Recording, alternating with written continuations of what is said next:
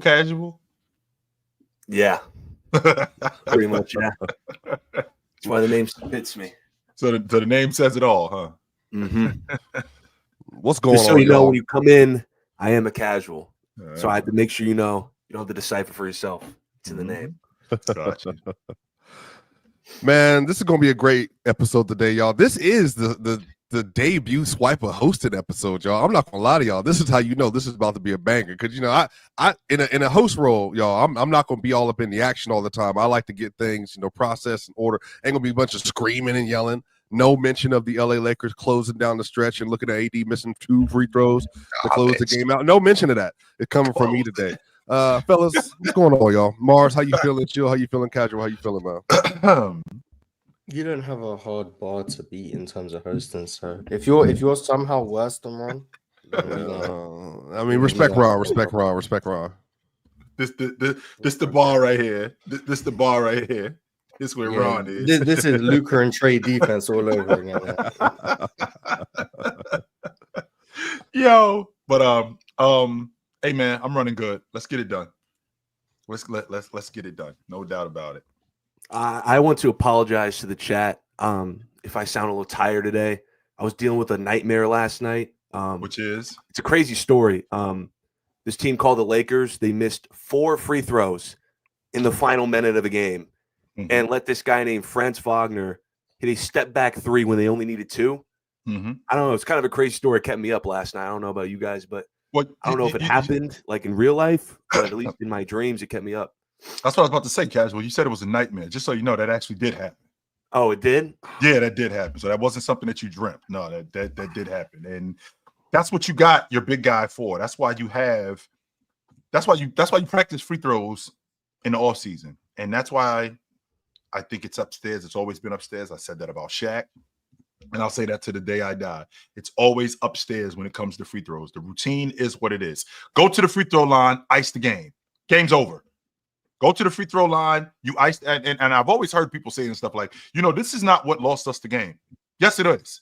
That right there is what you lost you the game. If Anthony Davis goes to the free throw line and he makes those 2 free throws, it's a 2-possession game. Game's over. LeBron missed 1. Reeves. Yep. Yeah, Reeves missing the pair is crazy. But even with all of them, Anthony Davis goes to the free throw line. He makes both of those free throws with what 11 seconds or something? It was like 18, 20 seconds around there. left. Yeah, 18 and a half. If he makes those 2 free throws, it's a 2-possession game. Game's over. We don't need any more points. Game's over. Or if you want to just do like bare minimum, just make at least 1. So if he hits the 3, you go to OT on your home floor. Like, just make 1. Well, that's what I'm saying. They're all responsible for that. That was horrible. Yes, from everybody, from LeBron, AD. Now LeBron had a great drive and finished to close the game out, but then he flopped on that foul call. He got chill, and the rest of you can still put him on the line. But yeah, man, you make your free throws. But Anthony Davis has done this before. This is not AD is not a clutch free throw maker. Never been. AD's blown any games in the last 2 years simply on free throws alone. I remember a couple years ago, I think it was the Indiana game where was it Nembhard who hit the game winner? And I think I was talking about in LA. Free throws. I could be wrong, but many games like that, which is interesting because AD was 9 for 9 at the line heading to that final minute, and then he went 1 for 4. But y'all know not every shot is the same shot in the fourth quarter down the stretch of a game. And chill, we talked about this before. You can hit threes all you want from quarters 1 to 3 to 5-minute mark of the fourth quarter. But when you get that open 3-pointer down the stretch of a game in a tight game, that shot is different. That basket doesn't look as big as it did in the third quarter. That basket doesn't look as big as it did in the first quarter. No, it doesn't. But when you get 70, when you get 70 and 20, almost 70 and 20 from your 2 stars, you should win that game. You should 100% win that game when you get almost 70 and 20 from your 2 stars. 1,000%. 1,000. You don't know where Franz Wagner on the other team, but I mean, I was about to get to that, Mars. Mars and I had a discussion about Franz Wagner, and I have to accept the fact that Franz Wagner at the 4 spot, he might be one of the best drivers in the league. There aren't many guys of his size that get to the rim off the dribble like he does. There's not many guys. There's guys that get to the rim in transition. I think Giannis is the best transition player in the game. I think he leads the league in transition points. But there's not many guys, particularly on with their weak hand. And Wagner is great at getting to the rim.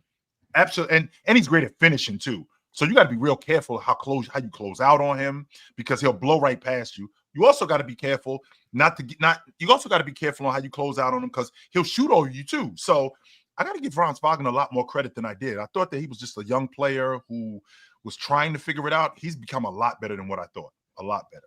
He's making that contract look worth it for sure. I remember he got that max extension. I'm like, he's a good player, but But to hang 37 in LA, game winner.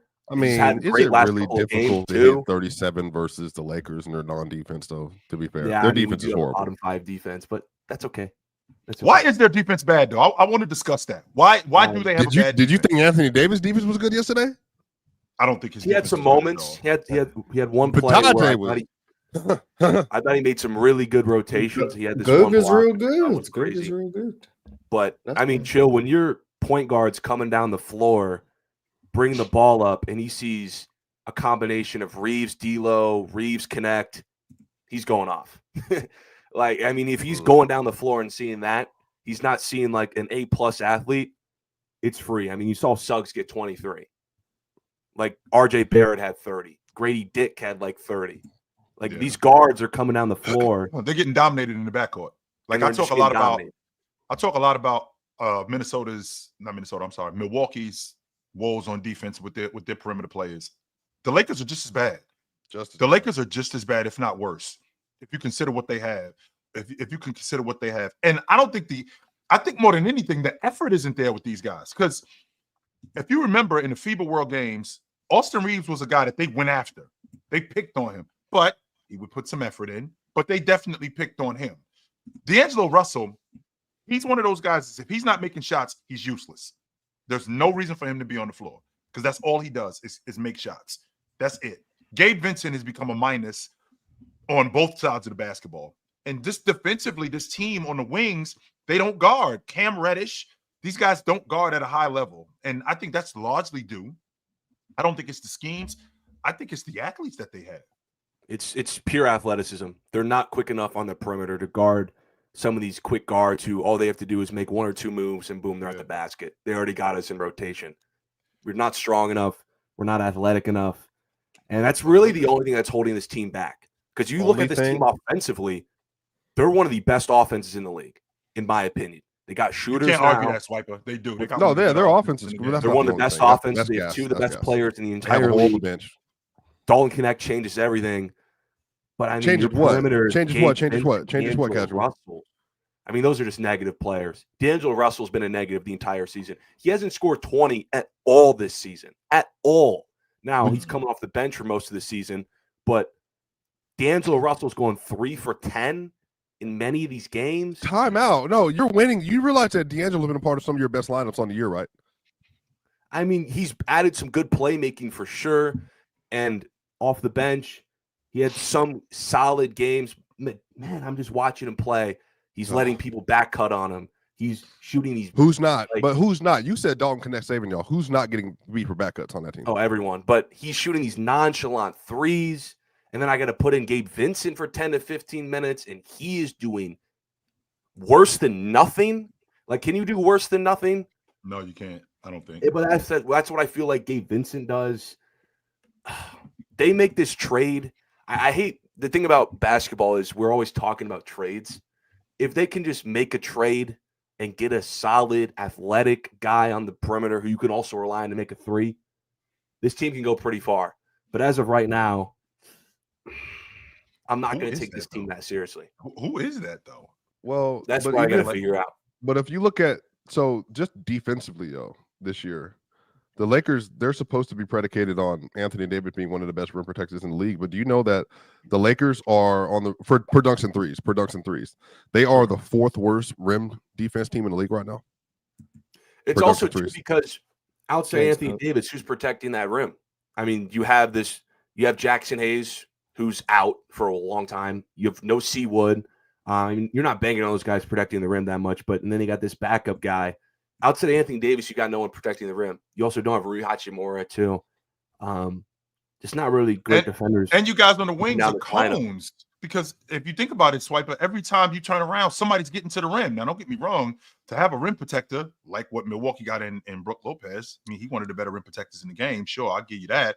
But when you got these guys consistently getting downhill, and I'm always on the defense, always, like none of these guys are getting slowed down. Every time I turn around, somebody's getting to the rim. That wears on your defense. I mean, Opposed to when you got 19th, guys, they're 19th in the NBA in terms of like shots allowed at the rim. So I mean, you know, it's not horrible. You know, it's not like it's not this. You know, they're a little better. So if they're almost in the bottom 10 and getting shots at the rim, if that's true, then how is it possible that Anthony Davis, being the rim protector that he is, they are so bad? Why is that? That doesn't make any sense to me. So it sounds like somebody's not getting their numbers correct, because Anthony Davis is one of the better rim protectors in the game. He's always been one of the better rim protectors in the game. Sounds like the numbers don't match up. I think the point being made is maybe Anthony Davis hasn't been. Well, but no. I'm asking. This is a legitimate question, y'all. Because again, I really want to ask this question.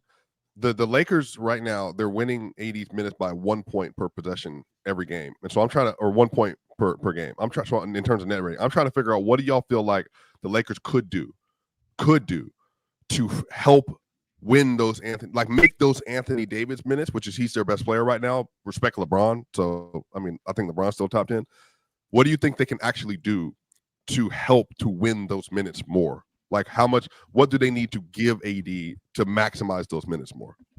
Defenders.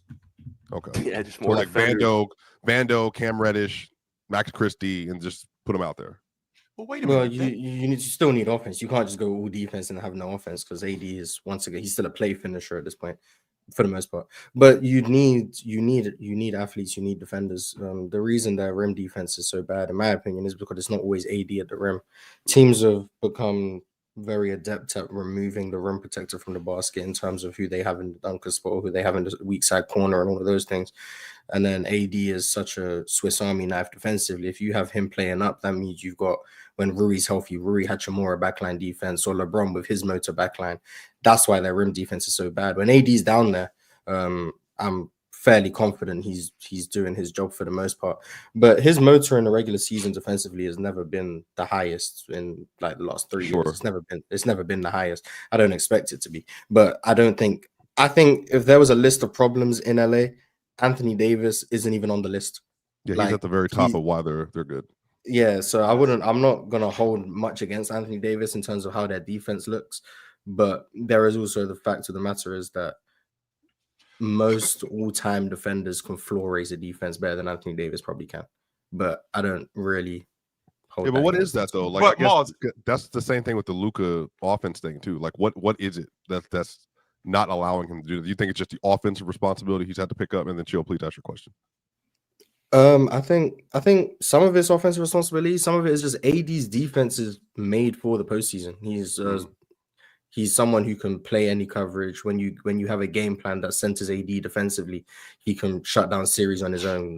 Go back to 2023 against Memphis and then Golden State, played defensively 2 different styles, but was able to just destroy opponents with how versatile he is. Over an 82-game season, when you aren't making those adjustments on a game-by-game basis, or you got Minnesota one night and then you got to go all the way and play against New Orleans or something, like his impact isn't as high in the regular season because of that, in my opinion. But that doesn't take away from how good he is defensively. I just think some people are postseason defenders, some people are regular season defenders, and then some people are both. And then, but I think I'm gonna value Anthony Davis defense always, and I don't ever question it. But I don't think he's been the most impactful regular season defender in a few years. But I still think he's the best defender in the league. So, well, I was asking the question because Mars, you brought up a point about Anthony Davis being a Swiss Army knife and them doing everything that they could to keep the action away from Anthony Davis, to drag him away from the basket. I'm confident that JJ Redick, who actually shows that he's a really competent coach. I can't say that about Darvin Ham, but I can say that about JJ Redick. He actually is a competent coach where he recognizes they're trying to keep you away from the rim so they can get to the rim. I think that's the idea with anybody. Like, let's get this big guy away from the rim so we can get to the rim. Well, if that's part of the game plan and they know that, wouldn't they put Anthony Davis in different spaces where he can stay closer to the rim? as opposed to, okay, we're just going to allow these teams to let Anthony Davis get dragged away from the rim. Well, we can't do that because he's our best rim protector. He's our best shot blocker. He's our best rebounder. So we can't just have these teams just letting them drag him away from the rim. So we got to put a better scheme in where that way he's not as away from the rim as he should be, as much as they want him to be. Well, right now it's pretty hard to do because their front line's pretty thin. I mean, Christian Wood, Rui Hachimura, Jared Vanderbilt, Jackson Hayes, all those guys, all their guys who are employed above like 6'8", they're not healthy right now. So right now it's kind of hard to do. That's why, again, maybe go get a backup big at the deadline, but they're just not healthy right now around Anthony Davis. And they got this other guy playing right now. Not really familiar with this game, but they got this other backup big playing. He played a couple minutes. Not talking about Koloko? Yeah. From Toronto. Yeah. Christian Koloko. Christian Koloko. He played hard. He played hard. I think he had some blood clot issue or something. He'll give you something minutes. like that. I think the problem is defense. So much of defense is about like what you take away. So like it's hard to measure like what someone's actually doing on defense. Like we can look at the Lakers' rim numbers, but it's like how many things did they try to go to before they ultimately ended up getting to the rim? Anthony Davis, if you try and do your best to keep Anthony Davis near the rim, it's more than likely you're going to end up giving up something a lot earlier than you do as you currently use Anthony Davis. Now, when you say earlier, Miles, like a 3 or something like that? Something to that effect. Anthony Davis is so valuable because their guards are so bad at the point of attack. Outside of Cam Reddish, I think Cam Reddish has actually been pretty good defensively. Right. But they're so bad that Anthony Davis is playing high in pick and rolls. He's containing the ball handler. Then when they reverse the ball to the other side, Anthony Davis is now at the wing because he had to go help on the pick and roll. And that opens up drives to the basket. If you have Anthony Davis playing the deep drop, that probably gives up the first shot because his guards can't get around screens. So it's like, yeah, they're scoring well at the rim, but it's because Anthony Davis is doing so much to save the guards on the first action. If you have to then take away Anthony Davis' impact on the first action, your defense is just going to still be bad. It's just going to be bad in a different way. Anthony Davis is trying to plug up holes everywhere. And it's like, at some point, we just have to accept the boat is going to sink. Like, there's only so much taping together Anthony Davis can do for this defense. They need better personnel. I don't know who they have to acquire, but they need better defensive personnel. It's just all Vanderbilt needs to get healthy. They still have their 2 first-round picks. They got D'Lo. Austin Reeves, obviously, is near untouchable for them. He's making only $12 million a year on really good value for them. But to the Lakers' credit, JJ Redick has been smart about it. Their per dunks and threes are 6th in the NBA in three-point defense, meaning the lowest percentage of three-pointers allowed in the NBA at 40.8. So that's really good. You know what I mean? You want to stay around those numbers. And again, three-point volume, a lot of that is just simply variance. There's a lot of things that go into if for hitting threes against you or not. But I think the Lakers, man, I think they're utilizing their personnel the best they can. And I think JJ Redick, and also I want to give Darvin Ham credit too, because he did this. He just didn't get credit for it. Turning up into an offensive team, they just realized they don't have the personnel. And so we're going to score. And we can basically score with anyone on any given night. But Chill and Casual and Mars, I wouldn't even just give credit to the Orlando Magic. They win 119 to 118. You look at the Orlando Magic side, Jalen Suggs, 23, 5 and 5 on 7 of 18, 5 of 13 from 3. Franz Wagner, 37, 6 and 11 assists on 13 of 26. Mad efficient game for him. Yeah. And then Tristan De Silva, 12, 4 and 1. And then you Batazde, 7, 15 rebounds and 3 of 4. He was a plus 13 on the glass yesterday. Dominating on the glass yesterday. And then the vintage, formerly known as the future next generation Kawhi Leonard, Gary Harris, 11, 1 and 1 on 4, 7 and 3, 6 from 3. Yo, I don't know if I like. How impressed are you, Chill, with the Magic? I am very impressed with them. I think that they're a team to be reckoned with. If Banchero can get healthy, I mean, I think they're going to be a real problem. I've never questioned. No Wendell Carter. No KCP. No Wendell Carter. I'm not a huge Wendell Carter fan. I never really liked him that much. I didn't think he was that dominant around the basket as he should be. But with that being said, I was always a fan of Orlando's defense. I always felt like just as a perimeter defending team, they always played really good defense. Now, Banchero, with getting Banchero back, who I think is their best passer, once he gets back, I think they're going to be even better. But I feel like they're as good as Franz was yesterday in terms of being a bucket getter. I mean, that's not the norm for Orlando. Orlando's offense isn't very good. Let's be clear about that. It's not like Orlando is going to light the scoreboard up. No, they're not. A lot of their stuff is predicated on their defense. And I thought they did a good job defensively last night overall. I'm not buying James. I don't know if I love James going for 30 I don't love that. No, I really don't love James going. The reason why I don't love James going for 30 because I think that that's something that's going to be expected on a regular, and that's not realistic for James if we're being honest. But what I do like is I do like Orlando's rotation. I do, and I think Mosley does a really good job more than any of all the stuff that he does defensively. I think he does a really good job at managing minutes. Mars, the more I watch Jonathan Isaac, I just want him on the floor more. I do. I want to see him more, but I understand why he can't be out there for 30, 35 minutes. I do understand that because he just looks like he needs to be watching Jonathan Isaac. He just looks like a guy who, he needs to be on the floor, but I understand why he's not. So before we continue with that, y'all, got a special announcement. Uh-oh. So y'all, next Friday, Black Friday, 11 a.m., you're going to want to be here. 11 a.m., lock in Black Friday. As y'all know, Players' Choice, we've been working on some really, really, really special things for y'all behind the scenes. And I'm going to give y'all just a little taste of what you can expect next Friday here at Players' Choice. So let me argue with both of them. Go ahead and do it well. So even though, listen. So even though last year in the fourth quarter, am I arguing two people or one person? I'm trying to figure out how this works. Hold on, real quick. Stay right here. I saw Shaq in the fourth quarter against the defensive player of the year, Dikembe Mutombo, dominate him throughout that series. How old was Dikembe Mutombo? What was Kobe when the time was? He was a high school player who we didn't know when they went to the finals and won. What was Kobe? Was he an All-NBA level player? When they went, he was an All-NBA level player. Yes, he was, and so was Jamal Murray. No, he wasn't. Hold on. So LeBron says year 3 he's an All-NBA, right? And in year 22 he's All-NBA. And that doesn't mean that he's technology. That doesn't mean that he's still playing. Why didn't Kareem do that? Why didn't Kareem do that? No league has ever owned a team, and they were the owner of the team. Why were they in that position in the first place? The reason why they were in that position. Stern's administration. The reason why they were in that position. But Adam Silver would never do anything like that. He absolutely would. Never.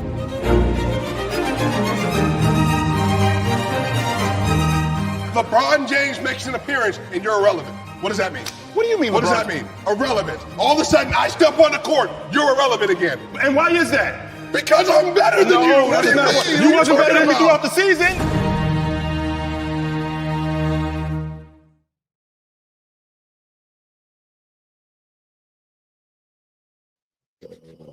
Wow.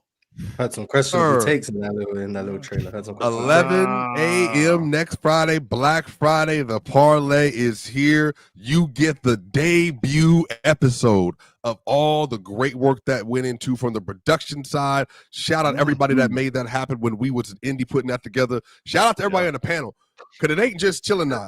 Mars. I'm talking about everybody got something on when we went to PC weekend. Ox did, Ron did, everybody. Bama. Yo, this is a Dell. Shout out Dell. This is about to be a show. I can't wait, y'all. So when you look at that preview, y'all, what are some of your immediate takeaways from what you saw? Heard some bad takes. That was my immediate takeaway. That was the first thing I heard. But I mean, the production looked great. The energy looked great. I'm actually surprised I didn't hear it when it was there, but seeing it all hashed out on camera, the production is very, very high quality. It's a shame there was such bad takes in such high quality, but I guess that's what we're here for. But it looked great. And I'm excited to see it for the first time next week as well. So yeah, I'm looking forward to it. Yeah. It's interesting to see myself on TV. I'm like, because I don't really watch a lot of this stuff back. After we do it, I'm gone, right? And to see myself on TV, like, oh shit, that's me. So I heard Jamal Murray compared to Kobe. I'm just saying. Yeah. Yes, you did. You heard Jamal Murray compared to Kobe. That might be worse than Penny Hardaway. I ain't gonna lie, but now. I forgot what we were talking about that time. I don't know. I don't think there's a justification for that. I'm gonna be honest. I don't think there's a justification, but that one playoff run that he had was pretty impressive. Because I just saw yesterday. Was it yesterday? Yeah, 2 days ago. I saw a post that both Cat and Brunson are on pace to average they'll be the first duo since Kobe and Shaq to average 25 a game. And I'm thinking to myself, I'm pretty confident I saw Jamal Murray and Joker average 25 a game in the playoffs. I saw that. That was going on. So, I mean, maybe because they didn't clarify. Did Steph and KD not do 25 a game? It was a point guard center duo. Not just okay, sorry. Yeah, it was a point guard center duo. So KD that was a good played time, the man. 5 in the small ball lineups, technically. So I mean, yeah, but he wasn't a 5. We know that. Yeah, for like 18% of his minutes, he was. That's enough. And they were good too. They had a good defense. They had a damn good defense, no doubt. Who would have thought the best team ever was pretty good? Who would have thought? Swipe, but that was dope, man. That was real good. So, I'm interested to see. Mars had a real good debate with Yeezy. Yeah, Mars had a good debate with Yeezy talking about Derrick Rose. I think it was, and Anthony. No, was it Anthony Davis? I think it was Anthony Davis. I can't remember. Oh yeah, Anthony. Yeah, we spoke about Anthony Davis going to college. Anthony Davis could he take a team today to the national championships? Something like that. That was a real good debate. Yeah. So it was some questionable stuff by a certain Englishman that I was listening to. But what I do, I mean, I don't even remember what I said. Maybe I did say something crazy. I don't know. I don't remember what I said at all, to be honest. We'll find out, I guess, because I don't know what I said. I know I was not expecting that. That was dope. Yeah, I mean, there's a lot of really good conversation that were had that day, and so I mean, there's a lot of content that's about to roll out here. And so what's going to happen, y'all, is we're going to do a full listen of apparently Chill and I's debate, if you want to call a one-sided win a debate, and then afterwards we're going to have a peer review afterward, and everybody can give their input and their takes on like who won, what did they like, what did they didn't like, then we'll just kind of go from there. But then we got, like I said, literally like segments coming out, different arguments, different conversations, casual. So I mean, honestly, like the content out was fire that we was put dope. Out. It was all right. Looks good. Yeah, it was a movie, no doubt. So it was okay. It was decent. All right. Yes, sir. Well, we got a bunch of really interesting topics. I know we got more games to get to, but we actually have some topics to get off because there's a lot of like kind of interesting news that hit the NBA. Now, again, I don't know if everybody's aware of this, but I just want to share, like, there's some new information about the All-Star format. Have y'all heard about any of the changes that have been made?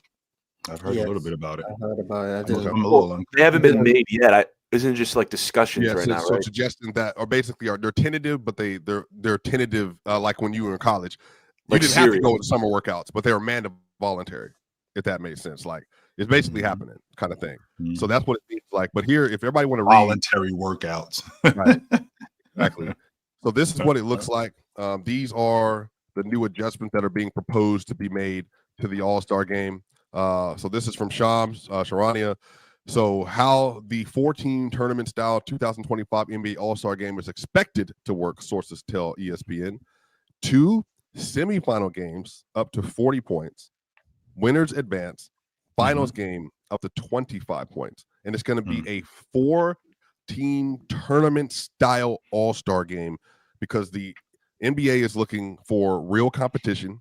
They're looking for real interest in the game, and they're really trying to get people to be able to, just focus on playing like real hoops. So what do y'all think about some of those changes that are being proposed? There's going to be 4 All-Star coaches. Now, apparently, Mars, because the 3 teams and then 1 from the Rising Stars. Yes, that's what it is. Yeah. The winner of the Rising Stars gets to play in the All-Star game, and then like 3 teams. So I don't know. Is there going to be coaches? What's that? 3 teams of what? 8, right? Well, yeah, it's 3 teams of 8. I assume it's going to be like what, 5-on-5, full court. I don't know. It's the NBA All-Star game. If we're playing what's the incentive here? Because again, money. That's what I'm thinking. Did the money go up? Because it's not just going to be for reputation. Because a lot of these guys couldn't care less about that. A lot of these guys, they couldn't care less about the reputation. So if the winner of this game, if you win the semifinals, okay, you get another $100,000. If you're in the finals, I don't know, that's another $500,000 or something to that effect. If you do that, because again, this clearly isn't about reputation. This isn't about Jayson Tatum and LeBron James going at it. This isn't about Jaylen Brown and Scotty Barnes going at it. No, this isn't about that. I don't think that these guys care much about that. But I like the fact that the NBA is being innovative. I like that. I like the fact that they're not just sticking to their old ways, and because that's clearly not working anymore. This is the third major change the NBA has made to their formatting in the last 5 years. That's a lot. They remember the play-in tournament was it 4 years ago that we got the play-in tournament now? It was the COVID season in the bubble. It came in the bubble and then was like an official in the 2021 season. Right. Mm-hmm. So you get the play-in tournament. That Steph Curry still winless in, by the way. And then you get these new All-Star adjustments that we're getting, and then you get the NBA Cup that the NBA is putting real incentives on. That you get $500,000 in incentives to win the NBA Cup, and you get a banner, and you get a trophy presentation and a stage. Again, trying to make this very much like Premier League, some of the in-season tournament stuff. If you watch like the soccer at all or professional football, especially on the men's side. So the NBA is trying. Like Adam Silver has made he's heard the cries about the All-Star game being horrible, but just like the NFL All-Star game is bad. But the NBA is actually doing things to address it, to try to make it better for fans. But it's to Chill's points, like what's the incentive? Because is this format really going to make these players try? Because the point is people don't like watching the All-Star game because just a bunch of players jogging up and down the court, taking turns shooting half quarters. Is that going to change because of the new format? People want to see intense basketball, but it still looks like it's going to be 5-on-5 this time with a bracket. What's going to make the players try harder? This is the second time, if I'm not mistaken. This is the second time in not as many years, but maybe 3 years that they've changed the All-Star game format. Yeah, Remember they did the what is it? They went to 25. Yeah, for the last once you got past a certain point, it's like the team 13 to 25 or something like that. Yes. Yeah. Right. And no, then 24. They did for Kobe. It was like 24 or something. Yeah. And then they did something else where by the fourth quarter, the first team to like 20 or something like that. So this I think this is the second. By the way, Chill, just like the second or third time that they're changing this. Just to give information, so this is also how it would be split up. So Mars, you were correct. 3 All-Star. It's going to be 3 All-Star teams of 8, but then there's going to be the winner of the Rising Stars team will be the 4th team. Okay. So the first and second year players basically are going to be making up that next team. That's actually pretty dope. Which, to be honest with you, I don't mind that because we might have some of these young guys looking at the All-Stars going, I should be on this team, and I'm gonna bust your ass to show that I should be on this team. We may get a higher level of competition with the Rising Stars because again, I'm 20. I've been in the league for 2 years, and this guy's Anthony Davis been in the All-Star game the last 9 years. I should be an All-Star ahead of him, and I'm going to show that I should be an All-Star ahead of him. So, this is the good thing about being young. Like, you dumb enough to think that you could do something, and I think that could help these young guys, and I think it could help the All-Star game. Yes, you already know Victor Wembanyama always is trying to go hard anyway. So Victor Wembanyama, Chet's not going to be there this year, but Chet would have played. Right. You could have had apparently Jerry McCain's going to be on that roster. He's from dropping 30 in that game. Yep. Trying to think. I mean, Rob Dillingham, we'll see, blah, blah, blah. They can have like a nice little roster that they will play against some of these All-Stars. Klingen's going to be on that crew. Amen Thompson. Amen Thompson, the second-year guy. Yep, he's going to be on that crew. So, and Amen Thompson, he strikes me as somebody that, he's going to pick James up full court. I can see him doing that, right? I can see him picking Luka up full court and ripping Luka in the open floor. I could definitely see that. We looking that up anyway. We looking that up. But I don't know. I'm gonna watch the All-Star game regardless. It's not like I have anything better to do that weekend. But like, if it's bad, it's bad, and we'll be here on that Monday talking about how bad it is. I don't know. Well, remember, Mars. Remember who we're talking about now. Okay, the NBA isn't trying. The NBA is trying to improve the All-Star game for the casual fan. We already on the hook. They already got us. So we ain't going nowhere. So we go even if like what Mike Malone said last year with the All-Star game being in his estimation the worst All-Star game that he's ever seen. We still gonna watch. They're trying to get the casual fan to show up to see who these guys are. That's what they're doing more than anything. I don't know if the casual fan will be interested in watching Rising Stars play against All Stars, but They gotta try something, I guess. Well, but you know, the NBA, they have so many different events, Mars, that are like built around the All-Star game outside of the actual game, that they're trying to incentivize businesses. They do a lot of like entrepreneurship opportunities, a lot of community development stuff. They're trying to like get the game needs to be the pinnacle of it, but it's like the big part of a lot of different moving parts of the All-Star weekend. And so I think for the NBA, they're like, look, you know, how are we going to get corporate sponsors? And, you know, we got kids that were flying in from all over the place that like are part of these, like, you know, boys and girls club and everything else. They're here. Like, they're here to watch like a real basketball game.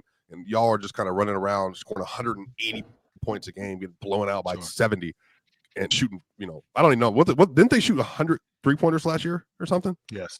I don't know, but some of them threes were entertaining. I don't know. Some of them were, you know who the real culprit behind this is?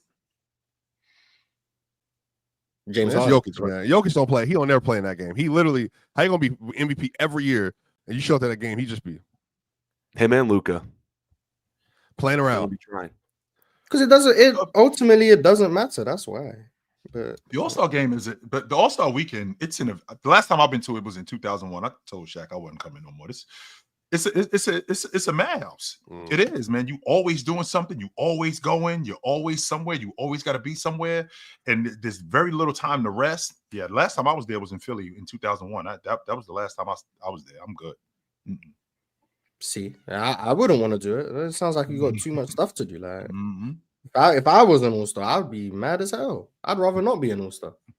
The moment the voting starts, I just start tanking my performance just so they don't pick me. Like, don't pick me. Yeah, like you see all the responsibilities they have to do. Like, damn, it's a lot of stuff. I'm trying to get 5 days off too. Like, it's a lot of stuff, man. And by the way, this is before, like you talking about now, like the All-Star weekend. Before it was just a weekend. It started on Friday and ended Sunday, and the next game was Tuesday, right? And the next game was Tuesday. So from Friday, Saturday, and Sunday, it was go, always doing something at this party, at this event, at this function, going to do this, it was very little downtime, And that was the whole weekend.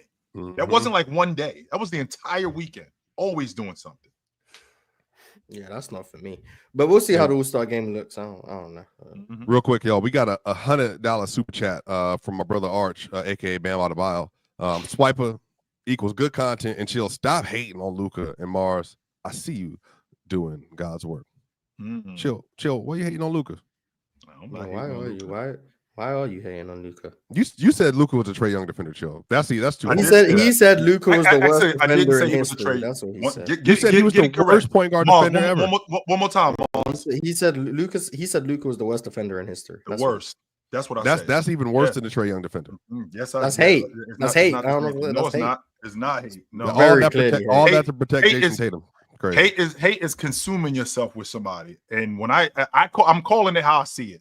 And I know you brought the numbers up yesterday, and I'm calling it how I see it. And Penn brought the numbers. I ain't bringing the numbers. Penn brought the numbers. Well, whoever brought the numbers up yesterday, I'm calling it how I see it. Luka should be better than what he is on defense, on the perimeter, and he's not. And it's unacceptable. And nobody ever called him out on it. Because nobody ever called him out on it, it continued. And it's gotten worse over the course of his career. It's gotten worse. And on top of that, he's gotten worse in terms of his physical condition. I was looking at some old Luka film. But you remember Luka in like year 2, how much better shape he was in, how much thinner he was, dunking the ball at the rim. He's 25. It's interesting. He's a better player now, but we worried about what shape he's in now. How much better would he be if he was in better shape? How about that? I don't know. He was in better shape and was clearly worse. So do you need a six-pack to be in elite shape? Is that what I'm hearing? I think your commitment is what the question is. There's a reason why Michael Finley took that beer out of his hand. That's what's going on. That's really what's going on. He just made the finals. You can't drink a little alcoholic beverage. I suppose. That's usually what's going on in the off season. But I'm tired of you guys looking past how awesome he is offensively and just looking past what he looks like on defense. I'm tired of y'all guys just. Who said that? No one looked past it. We just don't think he's the worst defender ever. Just dismissing that, yo. No, but chill. You heard me when I said that Luka Doncic was a horrific defender in the playoffs. You see Mars and Jordan, they double teamed, they booed up. They're trying to be like, well, that was just the scheme. That was the scheme that they were running. Like that's crazy. funneling him. Luka's funneling guys to the rim. What the hell does that even mean? Funneling somebody. I'm going to funnel you. The Celtics had the lowest offensive numbers in the NBA playoffs, which they did. They didn't play nobody with no defense anyway. By the way, so that don't make no sense. That don't make no sense. Well, they played Boston, who had defense, which would no. I'm saying that Boston didn't play any defenses until they got to that point. The Heat didn't. Miami they were not a good Cleveland's defense. on defenses. Miami and Cleveland. And Cleveland didn't have Jared Allen. That doesn't make them not a defense. No, their defense wasn't the same. I agree, it wasn't the same, but that doesn't make them not a defense. Evan Mobley was still out there. Yes, Evan Mobley was still available. Evan Mobley ain't doing nothing. I'm not gonna lie to you. Evan Mobley's your starting five. Cook. See, He's a really good defender. No, I ain't hating, but I'm saying if I'm Tatum, I'm not looking at Evan Mobley like shimmer me shimmers. I'm not doing that at all. I'm eating, living. Jayson Tatum struggled in that series, but he did. But Jayson Tatum struggled in every series, just to be fair. So he struggled against defenses. He struggled against the basketball. So he struggled to do his main job, score. Goodness gracious. He struggled against defenses because that Indiana series was probably his best series, worst defense he played. So I'm just saying, he struggled against defenses, Dallas included. Oh, by the way, y'all, $2 super chat. Daniel Jones just got released. Yep, he got cut. He went into the office, asked for a release, and they said yes. They released as they should, as they should have. I couldn't have. Oh, so he asked to be fired. Yeah, but he is not. He's not good at all, Mars. He's not good. Well, you said he has 80 million guaranteed anyway, right? Mm-hmm. That just sounds like those 2 years ago. Sounds like robbery. I couldn't have been more wrong about a guy than I was about Daniel Jones. I know somebody else you've been wrong about. Breezy says Lakers fool's gold defensive numbers are awful. Yeah, we all. Their defensive numbers are awful. Yeah. Oh, goodbye, casual. Yeah, the defensive numbers are awful. Really bad. Stinky. Atrocious. Yeah. They're horrible. Stinky. Did I hear Jamal Murray is an all NBA player? Yeah, Chill said that. I did say that. Yes, I did. I said that in 2020, when we were talking about the 2022-23 season in the playoffs, he was playing at an all NBA level. That's what you said going in. We were talking about going into the playoffs, though, to be fair. I heard it. And then we got DSG Piccolo. Hey, if the Lakers need shooting and okay defense, I have a Jeremy Grant ready for them. Going to cost 2 first, though. Good deal. We'll take D'Lo too. Hey, now at this point, y'all, the Lakers are very mid, like very mid. Do you think they'll actually hurt if they went and got Jeremy Grant? Mid or 2 first? I don't think the Lakers are mid. Come on, bro. They're the definition of mid. They're a good team. They're mid. Mid. I don't know what Jeremy Grant does for them. They're a top 5 offense with 2 of the best players in the league.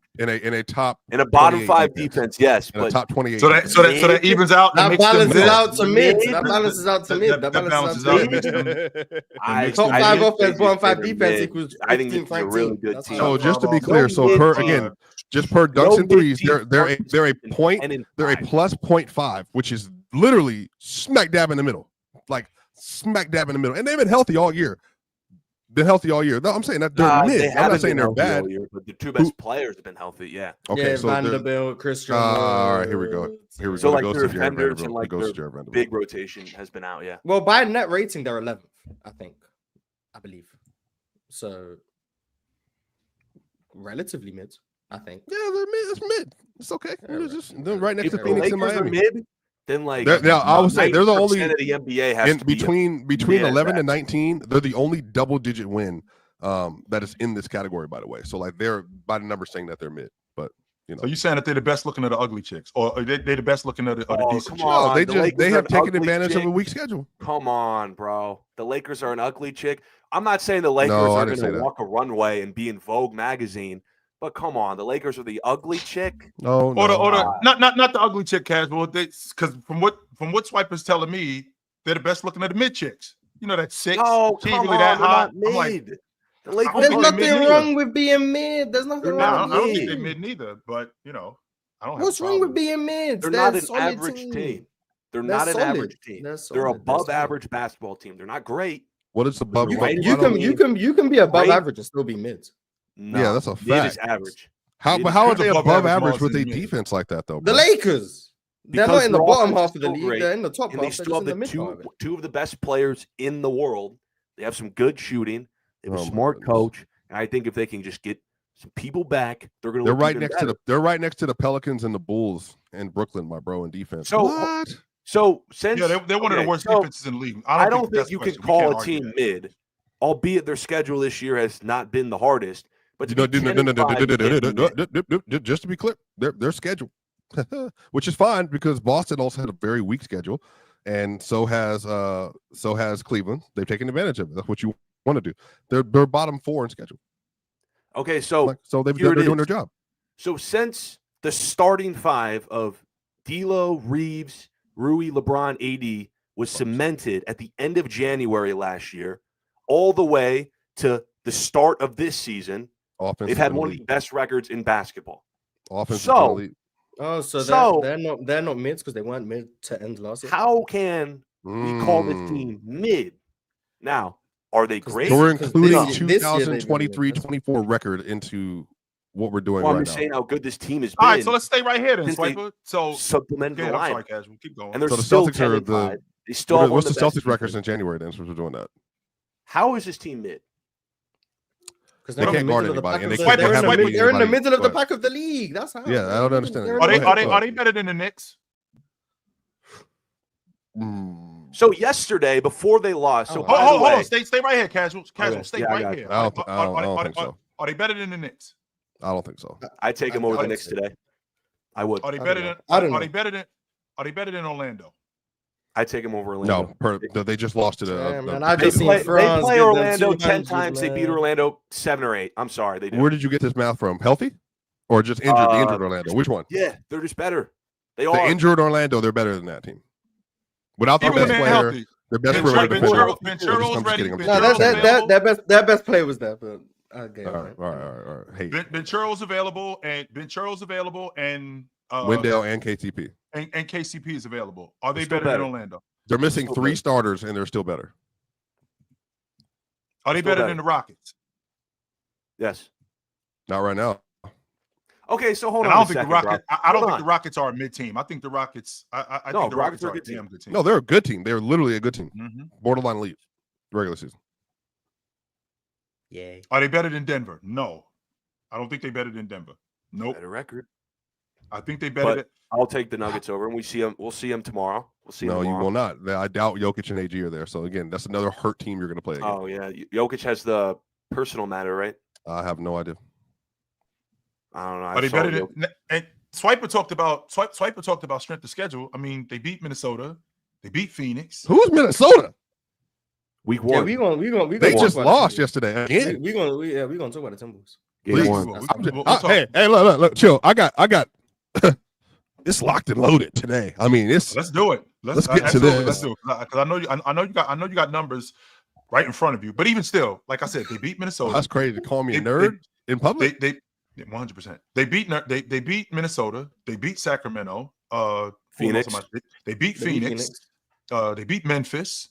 I mean, they lost to the Pistons. They lost to the Pistons, and who don't suck, by the way. Let's make sure we clear about that. Yeah, I feel like the Pistons. It's the NBA regular season, I'm not gonna how we gonna praise the good wins and then be like, oh well, they lost to the Pistons. No, it's regular season. I'm like, the Pistons have been they're a top team in the Eastern Conference, Joe. Considering what they're 3 games under 500. The good wins are a litmus test. The Celtics went to OT with the Nets. It's the NBA regular season. You have a bad. Then how are you gonna decide what wins mean something? So when you beat a good team, that's a test of how good we are. When we lose to a bad team, it's regular season. Anything can happen. Maybe the good team just lost to you on a night where it's the regular season. What I'm trying to figure out. What I'm trying to figure out is how can we be.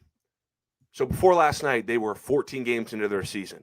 Before the tip-off of last night, they had a top 5 record, not in the West. Can you please not use that record nonsense? They had a top 5 record in the entire NBA, and a very but you've already acknowledged that they have had a cakewalk schedule, and no one's been able to challenge that defense consistently. No, they haven't.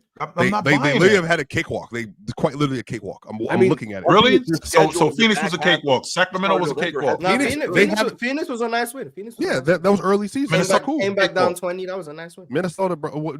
Hold on. Who's not there in that Minnesota game? I can't remember. But like that was early season as well. Minnesota's also not. They're also mid. Minnesota is the best team in the West, Swab. What are you talking about? Well, what? They're coming out of the West this year.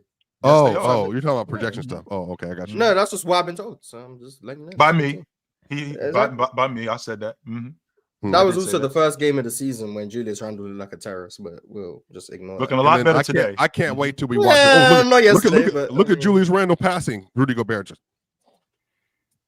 I wouldn't pass to Rudy Gobert either. So. no, that's crazy. That's crazy. So Chill has two agendas working against him: Julius Randle passing and Rudy Gobert finishing. Julius Randle knows Rudy Gobert can't catch the ball, so he's not gonna pass it to him. I told you, these teammates. Do you think it's a coincidence that everyone? No, wait. Let's get to that. Let's get to it. Let's wait. Go ahead. Lakers. Go ahead. Okay. Finish, Joe. What are you saying? Well, what I was saying was this. I mean, we talk about the strength of schedule. I mean, they did beat some good teams early on, and that matters. I can't just dismiss that. The fact that they beat them early in the season. It's not like we're in March or April right now. It's not like we're in February. Season just started. So a lot of these teams that are quote unquote good teams, they can turn out to not be a good team. Have you watched them without Kevin Durant? I have watched them without Kevin Durant, and they aren't. And I don't think that Kevin Durant, as good as KD is their problem. Losing Kevin Durant is their problem. Their biggest problem is Nurkic. He's the issue. Their biggest problem is not missing a top 6 player in the league. Even if that's true, Swiper, supplementing what Kevin Durant doesn't do. Okay, so the buckets, he supplements a lot of what Nurkic doesn't do, and it just gets amplified when Kevin Durant's off the floor. Because Nurkic, I don't think he's very good. I think he's a good player. I just don't think he's very good. And I think that what he brings to Phoenix, it's not enough for them to keep their head above water without Kevin Durant being on the floor. Chill. Just for context, the Lakers beat the Jazz. They're a horrible team. They beat the Pelicans, decimated Pelicans team. Horrible team. Yep. By 5, by the way. They beat the Spurs, also not a good team, especially without Wemby on the court. They beat them by 5. They beat the Grizzlies by 5 with no John Morant. Yep. Bad team. And then not even that. Beat OKC, by the way, but okay. That game, they had no Desmond Bane either in that game that they beat them by 5 points. Sure. And then who beat the Thunder? The Spurs. The Spurs without Wemby. Yeah, it's the regular season. What does that got to do with you? No glass over these wins. Yeah, that's what I'm saying. No, Chet. That team is obviously not healthy either. So I don't. They've been a different team since Chet went down. But you're talking about teams with wins. The Raptors. Wins. The Raptors are not a good team. The 76ers are not a good team. No one beat. That's their 6-game win streak. We still have to beat the teams that are in front of us. Minnesota. Why are we just glossing? And Minnesota's not a good basketball team. The Raptors just went back-to-back games. Pacers, Timberwolves wins. So let's this is not like Grady Dick and RJ Barrett both had 30 on the Lakers. Let's just not gloss over these wins like they're beating some 0-7. But do you realize what that says about you all then? That's what I'm confused about. What does it say about them? Great wins, but some of these teams that the Lakers that you say are garbage. I'm not saying these are the premier teams of the league, by the way. Okay, so the Toronto Raptors are literally, per the numbers, Toronto Raptors are bottom 6 team in the league. They're bottom 6 team in the league. Literally beat some of the better teams in their conference, recently. So, you're glossing over, Lakers beat them, blah, blah, blah. The Raptors are unassailably a bottom 6 team in the NBA. The Pacers are by any metric mid.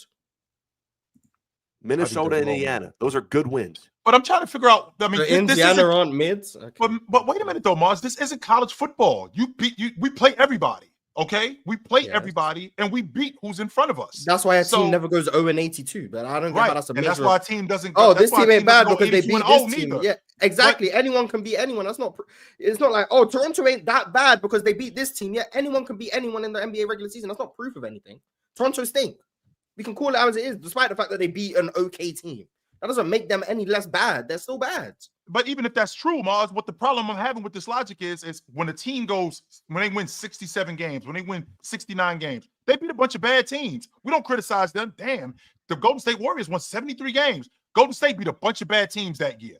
But as good as the Golden State Warriors were, they beat a bunch of bad teams. Yeah, but they also decimated those teams, just to be clear.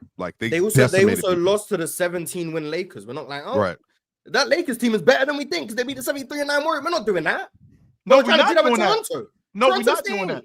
All right, you just said, all right. No, I'm not, Moss, because what I'm doing. No, Casual tried to do it, not you. Casual was like, Toronto beat the Pacers and they beat. No, you could say Toronto stinks because what are they 4-12? You could say Toronto stinks, but listen, they're playing better basketball as of late. They had a 3-game stretch where they took Boston to overtime in Boston, beat outright Minnesota, and beat outright Indiana. And Grady Dick and RJ Barrett are playing, especially RJ Barrett's playing a lot better today. I'm not saying these teams are That was like also great at all. what, I game 2 understand of the the year? Lakers have Game had a 3? pretty fair schedule on this November trip. Sure. But like to gloss over these teams like trash, like they didn't just beat No, some well, good what it sounds teams, like, like Casual, is insane. you're trying to defend your team and your king. I'm saying to you that just based on strength of schedule, they have had one of the easiest paths to win. And the same team, but again, just to be clear, Well, they've Cleveland had an easy and schedule, but I just want to be clear. Cleveland and both Boston have had the 28th and 27th easiest schedules in the league. They're also 12-3 and 16-1. But just if you look at performance versus those teams, they're just handling everybody. demonstrably better than the Lakers are. Like it's just there's a very clear gap between how good those teams are and how good the Lakers are. Teams. They're better defensive teams, yeah. But I just have whoa, sir. Boston is the number 1 offensive team in the league. Well, I know Boston. I'm just saying Cleveland's the number 2 offensive team in the league as well. They're so much better defensive teams. They're also better offensive teams than the Lakers. Yeah, that's normally how you measure how good a team is, how good they are offensively and defensively. Well, the Lakers are great. I'm not bringing up Boston because I think the Lakers are great offense. Yeah, but when we judge a That team, does have it's not something just to do with it. Yeah, it's not just how good are they offensively. Yeah, that's but how I'm good a saying team the gap is big because they're just better defensive teams. We too. do have That's to- why the Yes, gap is yes, big. that's that, on the point I don't- differential. I don't get what pointing out how it does for anyone. We do have to do that. That does That's matter. that's how it works. Yes, if you're a really good offense and a really bad defense, turns out you probably end up somewhere in the middle. I agree. Boston's much better than Lakers. But again, look at the start of the schedule. Beat Phoenix, beat Sacramento, beat Minnesota. Those are good wins. So okay, Phoenix. I don't get how being 13th in net rating doesn't just equal mid. I don't understand. Yeah, I thought it was 11, Mars. No, they're 13. I'm looking at now. They're 13. No, I don't understand how you have one of the easiest schedules in the league. You're 13th in net rating, and somehow saying this team is mid is just the insult. And also in the dunks and threes, they're 15th. Like that's I literally said they're mid. They're literally right in the middle. Right in the middle. We can call them an elite offense and a mid team. I don't see what's wrong with that. They're an elite offense. I think they're top 5 in offense or something. So they are not. So the Lakers are an average team right now with a really good offense. They're mid. Yeah, I mean, what average you're doesn't mean exactly 15th. Because right. So they're around average. Range. Yeah, they're in the middle of the back of the league in terms average. of how good they are. I don't think that's wrong right now. Like they're still top a good 5 team. seed in the They're West. like they're not horrible. They're just mid. They're decent. They're okay. They're solid. So in the Western Conference, where are they in the pantheon of Western Conference teams? Because as of right now, Golden State's at the top of the league. Thunder. Golden State. Thunder. Golden State's at the top of the league. Where are the Lakers in conjunction with the Golden State Warriors? With one being the best, 10 being the best, one being the worst. Where are the Lakers with the Golden State Warriors? They could compete with Golden State. I think so too. I don't think the gap is like this between them and Golden State. So no. How about Oklahoma City, Mars? With Chet or without Chet? Yeah, they haven't had Chet for here's that hip. They got Chet in the lineup. Chet's healthy and Chet's in the lineup. Nah, if Chet's in the lineup, that's probably the best team in the West. There's a gap. There's a substantial gap. So there's a substantial Just take gap. OKC out. They've only been beat by one that's team best with team Chet in the lineup, so they're pretty dominant. So now how about Houston, Mars? Take your fan hat off. No. Yes. Take your fan hat off. Casual Mars. gets to keep his fan hat on, so I'm gonna keep mine on. No. Postseason playoff series, we lose to the Lakers. I'm just talking about regular season, Mars. The regular season, we've been better than the Lakers in the regular season. Okay, so the Lakers are the 4th seed right now. How about with Denver? Is there a gap between them two? With Denver is substantially better. Jokic has just missed the last 3 or 4 games. Right. How about Phoenix? Phoenix is substantially better. Kevin Durant's just missed the last 7. Substantially? But when Kevin Durant plays, they're better with than KD in the lineup. They were to be fair, they were cooking with KD. They're better. Although the Lakers did beat them. So I think matchup wise, though, that's a close series for the Lakers, though. It is absolutely. I agree. Series, I agree. But regular season, I think. So you told me that Golden State's better than them. Oklahoma City is better than them. Houston has been better than them. You think Denver is better than them. You think Phoenix is better than them. How about Memphis? With John Morant, Moran, the Grizzlies. With John Moran, Memphis are probably the better team in regular season, out in playoffs. They own the Grizzlies. But it's not about matchups. I agree. We're talking about right now. Yeah, just in the regular season. I think the Lakers could beat teams in a playoff season, but we're talking about who's better. We ain't talking about. We're just talking about. You don't just play the Lakers in the regular season. I think Memphis with John Moran are a better team in the regular season. I don't even think so too. I don't think so either. I think they're better. But then we can disagree on that. I'm just saying the point of the Lakers own them. Yeah, like that's not relevant. They don't play the Lakers 82 times. So stay here, Mars. How about the Clippers? I can't even say with Kawhi. That don't even count. No, the Lakers. The Lakers are probably better than the Clippers. How about Dallas? Nah, they're not better than Dallas. Okay. How about Minnesota? 8-7 Dallas Mavericks. Okay. Yeah, the 8-7 Dallas Mavericks. Yeah. Yeah. The Timberwolves stink. So yeah, they're better than the Timberwolves. And by the way, Sacramento? Dallas is outperforming their record. By the way, they're losing clutch games, so I think that's why their record looks like the way it does, and their net rating reflects something differently. Go What ahead, does that go ahead, mean? Sean. White, they're outperforming their record. They're losing. So close meaning games. that they should have, based on how they have performed this year, won more games than they have. And the Lakers have been one of the clutchest teams in the league, minus last the night. Lakers are overperforming their win loss. It's just, that's the point. They're beating very bad teams, and I know you don't like. So the games that. So they're under. So Dallas is underperforming. Underperforming, which means that 1000%. okay. So if they're underperforming, they're not that good. No, I don't think that. I say in 1,000 universes, Dallas have a better record in 900 of them. Right. I don't think Dallas is going to end up being the same team this year, Chill. But I think they still are performing better than what their record shows. Is what I'm saying. They just run into some really tough matchups. Dallas is a good team. That's a really good team. Yeah. So you said you said Minnesota stinks, Miles. How about Sacramento? I think the Lakers are probably better than the Kings. And just so we clear, San Antonio is a game out the 6th spot. I just want to put that out there. But they're all in the same tier, though. For me, I think the Lakers. That's because it's like you've got 12 teams at 500 or better in the West. Yeah. And then in the East, obviously Cleveland, Boston, better, and then you can have the conversation about the Knicks and then Orlando. Everyone. So I got Oklahoma City. I got Golden State, Oklahoma City, Houston. We're just talking about the regular season, ladies and gentlemen. We are not talking about anything else. We're not talking about a 7-game series. We're not talking about the Western Conference Championship. We are talking about the regular season. So Golden State is better. Oklahoma City is better. Houston's better. Denver is better. Phoenix is better. Memphis is better. Dallas is better. Minnesota, they're not better than Minnesota. Sacramento, they are better than Minnesota right now. Okay, we talked about Minnesota, that they're bad. Sacramento, they're better than Sacramento, or Sacramento's better than them? They're better. They're in the same tier. I think they're in the same tier. I'd give them the edge over the Kings. So just in the Western Conference alone, I got 1, 2, 3, like 4, 5. They like the 7th best team. So that's around been where they've been though. Now then in the Eastern Conference, I think Cleveland's better. I think Cleveland and Boston them for sure, and then you can have the Yes. conversation about the Knicks, which would put them 9th in the NBA, 10th in the NBA, I think. Of the 30 teams, so that means they're better than 2/3 of the league. Are they better than Milwaukee by the end of the year? Yes. Mars? Yes. Mars said they're going to be a 4 seed. So I'm saying, do you think Milwaukee picks it up? I think no, they're going to pick it up. I just think the rest of the East is so bad that it's not going to take a lot for them to catch up. Right now, I think they're like Orlando. Are they better than Orlando? Even though again they lost yesterday without the 3 starters. Again, I'm not Penn. In the regular season, I don't think the Lakers are better than Orlando. But once again, in the series, I think the Lakers will probably beat the Magic. But regular season, 82 games, I think Orlando's the better team.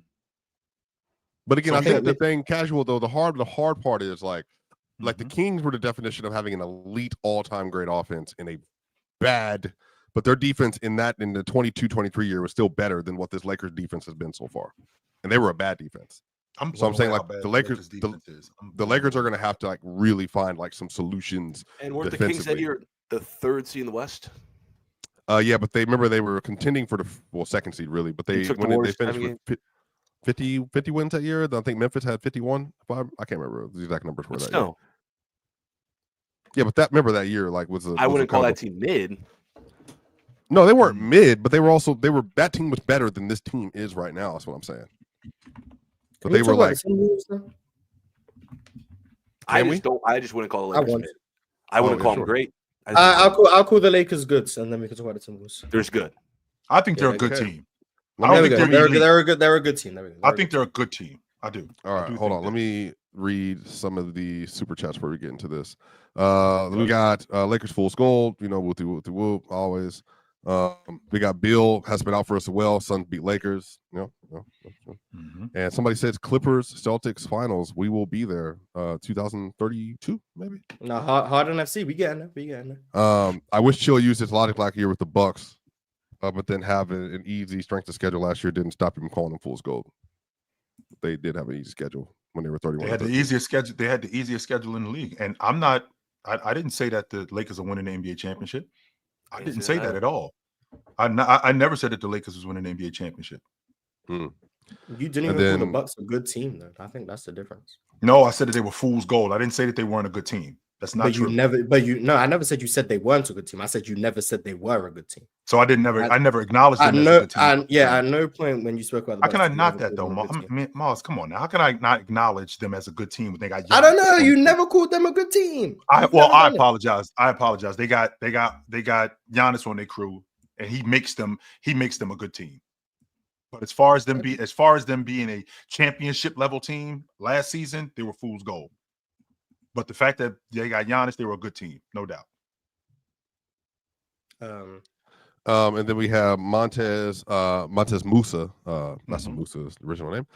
Who y'all's top 5 in the league in this season so far? Players? Yep. Players? Top 5 players. I think it's just probably going to be the same that I rolled into the season with. Obviously, I'm going to put Jokic at 1. Yeah. Luka's defense. I'll just put Giannis 2, Luka 3. What? And then Luka's been the 3rd best player this season. Oh, we're doing this season like this. It says so far. It says so far. That's what it this says. season Also, the 5 best performers so far. Yes, who's been the 5 best performers? The 5 best performers. Then I got to put Tatum in the top 5, for sure. I think he's been a top 5 performer. I'll put obviously. I think Jokic right there. Tatum, Giannis. I think Giannis, albeit their record sucks, has had a really good season. Let's think. I'll put SGA in there. That dude's always getting 30 a game. This is the meme face from that lady who was in disbelief. Go ahead, keep going. So Giannis, Jokic, Tatum, SGA.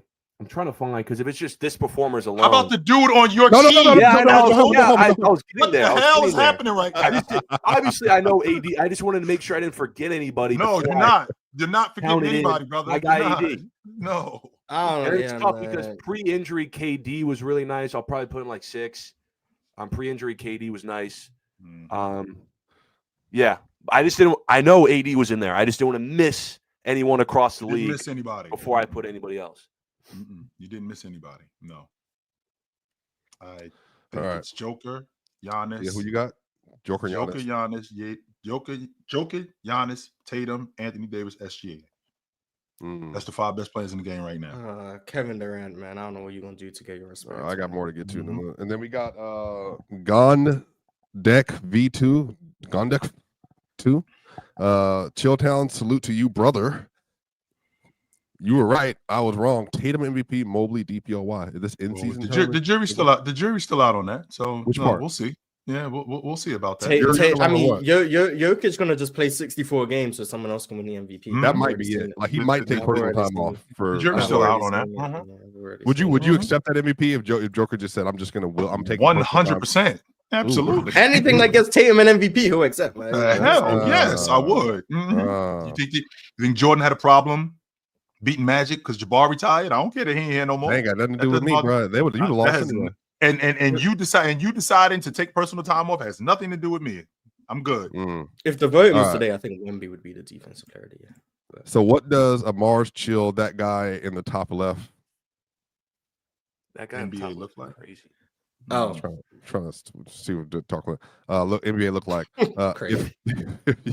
Hey yo. If you were in charge, rules, promotions, etc., I say change back the shot clock rule after a rebound. So go back to 24. Or what is it? I like the 14. I like the 14 seconds. I want to implement that FIBA rule, smacking the ball off the rim. Oh my god, I hate that rule. I 100%. I 100% want to put that in. Yes, sir. I hate that rule so much. That's great because how many?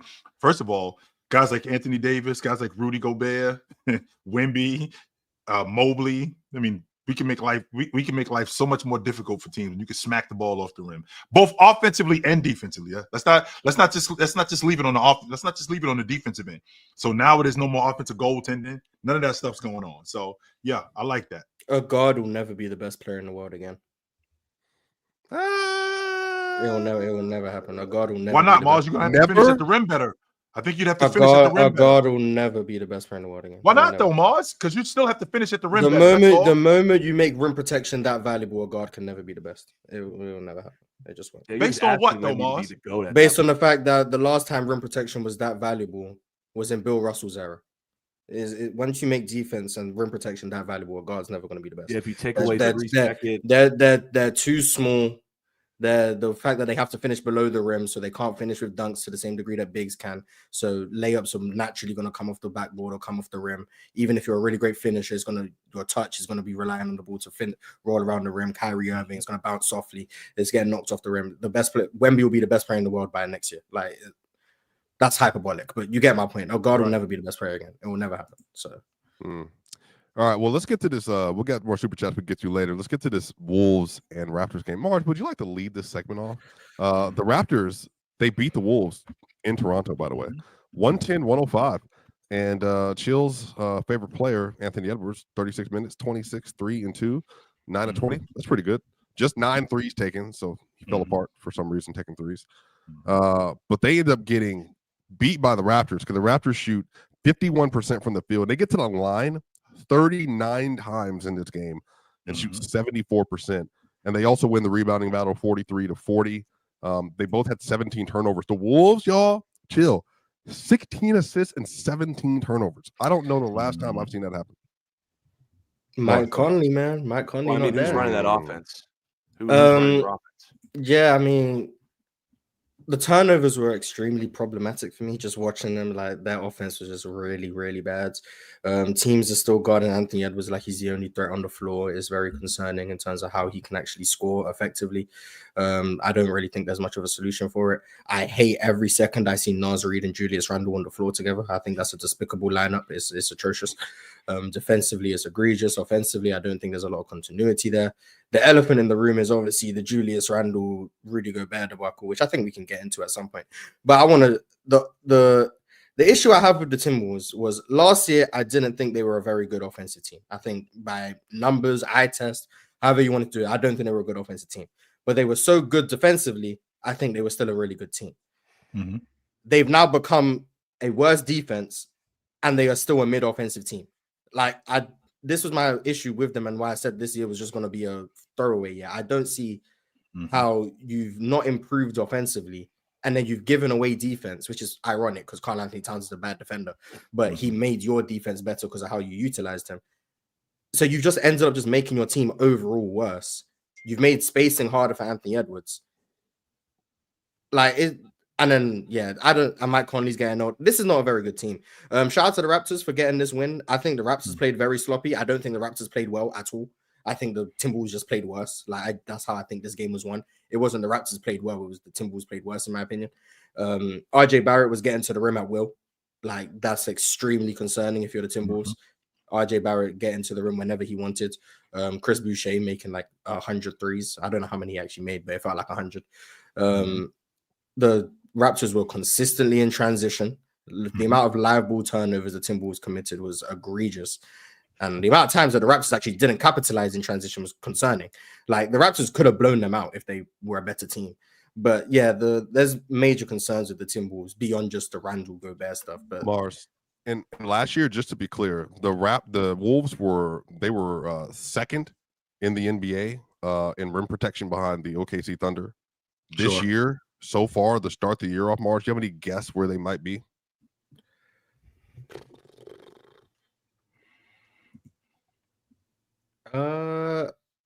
Like 12th. I think they're in the bottom 10. I thought they were in the bottom 10. 16. Yeah. But chill. I thought they were in the bottom 10. Yeah. What's changed? What's been the thing that's changed for them that they would drop so drastically in rim protection? I think that the same thing that's going on with what we just talked about earlier with Anthony Davis. I don't think that Rudy Gobert is as impactful this year defensively that he's been in the past. I still think that Minnesota's perimeter defense is good. Not only do I still think that their perimeter defense is good, I think that their overall defense is good. I think that Rudy Gobert isn't as impactful in the paint as he used to be. I don't think he's protecting the rim and protecting the paint like he did last year. And I think that's largely due to him not being, and I know this may sound crazy to you guys, but I think that's largely due to him not being involved in offense. I think that's affected his defense. I do. I 100% believe that has affected his defense. When you got a big guy who, he took 5 shots last night. How many times did I see him wide open at the rim? Now, again, I want to make sure that I clarify myself when I say that Rudy Gobert should not get post touches where we're going to him on the block for buckets. No, I'm not saying that. What I am saying, however, is when he's wide open at the rim, he shot 5 shots last night. He made 4 of them. And they missed him a bunch of times being wide open at the rim. When a big guy around the rim, when a big guy is around the rim and he's wide open and he's scoring like that, he's more apt to be more effective on the defensive end. He's going to rebound more. He's going to run the rim. He's going to run the floor more. Not only is he going to run the floor more, he's going to block more shots. And I think that's affected his offense. I think that's affected his defense. On the flip side to that, I'm watching this Minnesota team yesterday. What happened to Dante DiVincenzo? Like it looks like he can't make a shot, particularly an open shot. I don't know what's going on with him. Which is ironic because Minnesota is one of the better long ball shooting teams in the league. They got one of the best long ball shooting teams in the league this season. Really? With Alexander Walker, with Anthony Edwards has a large part to do with it. 100% he does, Mars, and it's the fact that his three ball has improved, and he looked good last night. He actually did look good last night coming off that screen. And when I say look good, Mars, I don't mean he looked like Jordan. I don't mean he looked like SGA or anything like that. But what I'm saying is him he looked a lot different this season coming off with that weak hand, pulling up at the long ball line. He looks more in control of his game than he did last year.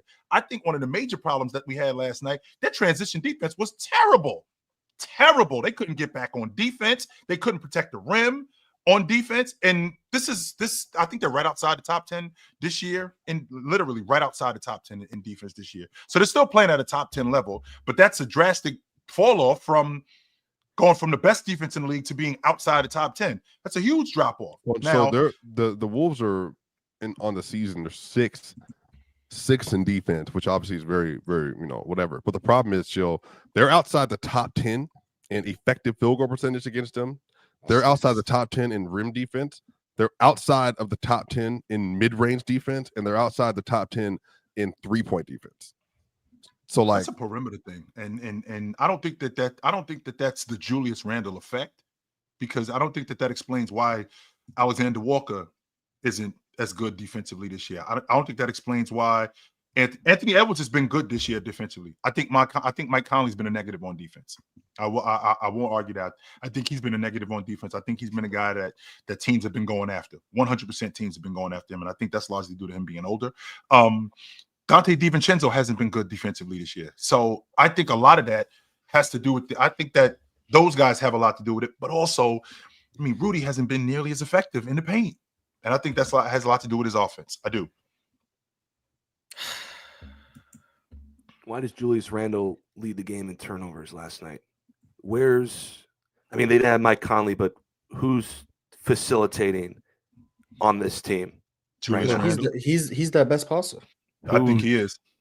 Who's their best passer right now? Who's Julius Randle? You said to get Rudy Gobert involved. Well, who is responsible in getting Gobert involved? No one. He's not meant to be involved. Well, I also don't. I do agree with Chill in a sense where if Gobert gets more touches, because he did that 3 second, he looked clearly frustrated. If he can have more offensive touches, like open lobs, rim, it would probably just engage him more. But I also don't agree on like maybe more than like 8 shots is enough for Rudy Gobert, like because his hands.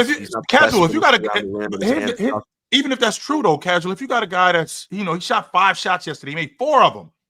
I mean, and how many times did he fumble the ball around the rim? Oh, he does that all the time. But and there's plenty of guys who fumble the ball. I watched Evan Mobley fumble the ball around the rim. Yeah, but no one might be worse than Rudy Gobert. Like, no one might be worse. But when he catches the basketball, he's really good. I think he's finishing it. Here we go. The Bronny James argument, the way he catches the ball. I'm not saying that at all, Mars. I said when he catches the ball. Those two things are not the same. No, I said when he catches the ball, he finishes around the rim.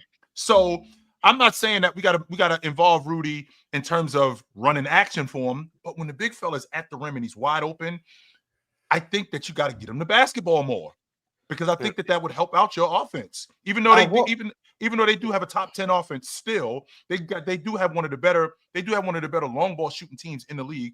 I just feel like as a big guy, they don't trust him. They don't.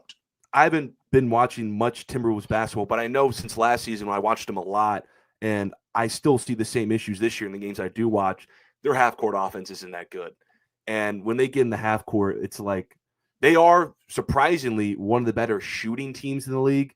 I think part of that's just because Anthony Edwards is just having a great shooting team. They did not shoot well last night. I don't think Randall, Gobert, McDaniel, they got a lot of players in their lineup who just can't shoot at all or who aren't that great at shooting. That was not a good loss at all. Shout out RJ Barrett, though. I underrated him to death at the beginning of the season, and he's been hooping. But Minnesota, same problem just like last year. Defensively, you said it. They're just getting worse. Somehow, when most of their personnel is the same, other than Cat. Mm-hmm. And offensively, they still have the biggest issues. When they get in the half court, it's like, I don't know what they're running. Like, what's their half court identity? Who's setting up the offense? Who's getting guys involved in the drive and kick? Right. There's not a lot of people who can set up guys on this team. I mean, they only had 16 assists. Like, that's just – your leading assist guy was DiVincenzo off the bench. Who's your guy on the team that can get 6-7 assists right now? With the Rudy Gobert stuff, how long do we have to watch teams and players refuse to give him the ball before we realize that maybe they're all on the same page with this guy? It can't just be everyone's missing him. Like, can we acknowledge that everyone he plays with ignores him for a reason? Can we acknowledge that? What do you mean? Why? Everyone knows why. He's just not good. Is that what it is? I will say that it can't be from Utah to the first iteration of the Timberwolves team, to the team last year, to the team this year. Like, that, you think everyone can't see him? Like, come on, it's been 10 years of his career now. Everyone knows. If your half-court offense already sucks, I don't think the solution is dumping a couple more balls to Rudy Gobert. I don't think that's the solution to helping your half-court offense. I don't. But again, I'm not sure that helps your half-court offense, but I think it helps Rudy become more effective on defense because I think he gives you more energy, to be honest with you. And that's just the way big guys are. When you involve them more in the offense, defensively, they're just better. But half-court offense, they've actually been good. He's been the best regular season defender like the last 10 years, like overall, on average, like the last 7 or 8 years, been the best regular season defender. He never gets touches. His whole career, he's never got touches. Then he needs some self-awareness. Like, I'm sorry, he needs self-awareness. He needs to know that there's a reason his teammates ain't giving him the ball. Like, because even if I know, Mars, that doesn't make it less frustrating. That doesn't make it less That doesn't make it less frustrating when I'm around the rim and I'm wide open and you look me off and it's like, damn. Because this is the thing, because I rewatched that last part of the fourth quarter from that Julius Randle situation for the rest of the game. The very next possession, I kid you not, the very next possession, Julius Randle comes down, he drives, he passes it to Rudy, Rudy fumbles it out of bounds. The next play, like, I don't know how much more of a justification you need. The next play, he gave him the ball. It was like, here you go, fumbled instantly. If I was Julius, I would have cussed him out. That's why I don't give you the ball. And then the next time he gave him the ball, Rudy Gobert gets fouled, splits a pair of free throws. So I've given you the ball twice now, fumbled, 1 of 2 from the line. This is why I don't give you the ball. Then he gave it to him again. Again, Rudy Gobert fumbled it. In the last 5 minutes of the game, Rudy Gobert fumbled it twice, got fouled another time, split a pair of free throws. So that's 3 possessions we wasted already. So yeah, he went 4 or 5 from the field. That doesn't count the amount of times he commits a turnover by fumbling the ball. That doesn't count the amount of times he gets fouled and then doesn't make his free throws. Those don't count as missed shots. So his 4 or 5 is like, oh, great. Yeah, there was another 4 possessions we wasted trying to get you the ball. What the difference between that, Mars, is you just watched the last 5 minutes of the game. So you're going to completely leave out the rest of the game. I'm telling you, that's the part of the game I rewatched. Of course, that's the part of the game that you rewatch, Mars, but we're going to completely leave out the rest of the game where, as a big guy, if you get me involved in the game early and then I get into a rhythm, but I don't touch the ball, like you just said, the very next play, he gave him the basketball and he fumbled the ball out of bounds. You're leaving out the fact that 3 trips before that was the first time he had touched the ball. You're leaving that out. If you need to be in rhythm to catch the ball, I'm sorry, I'm not giving you the ball. If you need to be in a rhythm around the basketball, oh my goodness, then I'm sorry. There's no way I have to justify this. What's the difference between that, Mars, and catching the ball and shooting it? What's the difference? I can understand being in a rhythm to shoot. There's no difference. I understand being in a rhythm to catch the ball. Catch and shoot the basketball. Catch. I think there's the layup and say you're out of rhythm. Cool. Catch the basketball. It's a lot easier to catch the ball on the perimeter, spot up for a 3 than on a pick and roll dive, or you're around the basket and they try to lob entry you. It's harder to catch the ball. I got 2 things to say about the Timberwolves before I have to bounce. I have to go to a class meeting. I appreciate you guys letting me up here. The one thing on Rudy Gobert, that guy needs to do some, he needs to call up Justin Jefferson because he's in Minnesota, get some wide receiver drills. His hands suck. He needs to get some gloves, get up, run some routes with Jettas, and learn how to catch a ball. Because when they try to throw it into him, when he's diving the basket, or they penetrate and try to dump it to him, he has dunks right there, and he's not even catching it. The second thing on Minnesota is I'm not watching all their games. Like I'm not watching Timberwolves, Blazers in high definition, but I think this last couple stretch, we're talking about their defense. It's also got to start the perimeter. Like they're letting some like perimeter guys just get off. Like Shaden Sharp had 30 something. Darren Fox had 60. Booker had 40. And now RJ Barrett has 30. Now some of these buckets are coming from around the rim. Well, how do you get to the rim first? The point of attack. Right. And right now it has to start at the perimeter. And I don't know who's guarding these people because, again, I'm not watching the games. It's football season, so I'm not watching the games as hard like when they're playing the Trailblazers. But it's got to start the perimeter. And I can keep going back to more games, but you're letting, like, Fox go for – like, who's guarding these guys? That's also – better perimeter defenders in the game. Jaden McDaniels, Dante DiVincenzo, Alexander Walker. These guys are some of the better perimeter defenders in the game, and he's killing them. They're getting killed. Daniels living off a nice lot of reputation right now. But I gotta go, guys. I appreciate All right, you guys. brother. Good to talk to you. Merry Christmas. Good to talk to you. Hello. Looking tricky. Hello. Looking tricky. Looking real tricky. But they again, don't forget now. I mean, we're talking about a Western Conference where, 1 minute, like I said, with I think the Lakers were. I think they were third yesterday. They dropped 4. I think Minnesota is in Mars. You think that they're bad. You think that they're just an overall bad team. They're 2 games out they're 2 games out the 3 spot. 2 of them. They're 2 games out the 3 spot. 2.5 games out the 3 spot. So you could go from as much as you could go from having a bad week and going from hosting a playoff series to being in a play-in tournament. You could turn it around in the Western Conference too, where you can get better. I mean, I think we got 1, 2, 3, 4, 2, 3, 4, 5. We got 6 teams with 7 losses, 6 of them. And they're all at Phoenix, Memphis, Clippers, Dallas, Minnesota, Sacramento. They're all in that same, that 8-7, 9-7 tier. They're all around that same tier. Now, with the addition of Julius Randle, there's going to be an adjustment. And I think Julius Randle's been really good, considering this is a contract year, so that's one of the main reasons why he's playing the way he's playing. But I think that this Minnesota team is going to turn this around. 100% they are. I mean, we're barely into the first month of the season. The first month of the season, I'll be interested. And Swiper, you weren't here when I said this, but I'll be interested to see when we get into the dog days of the season, right? I'll be interested to see when we get into the dog days of the season how these guys fare.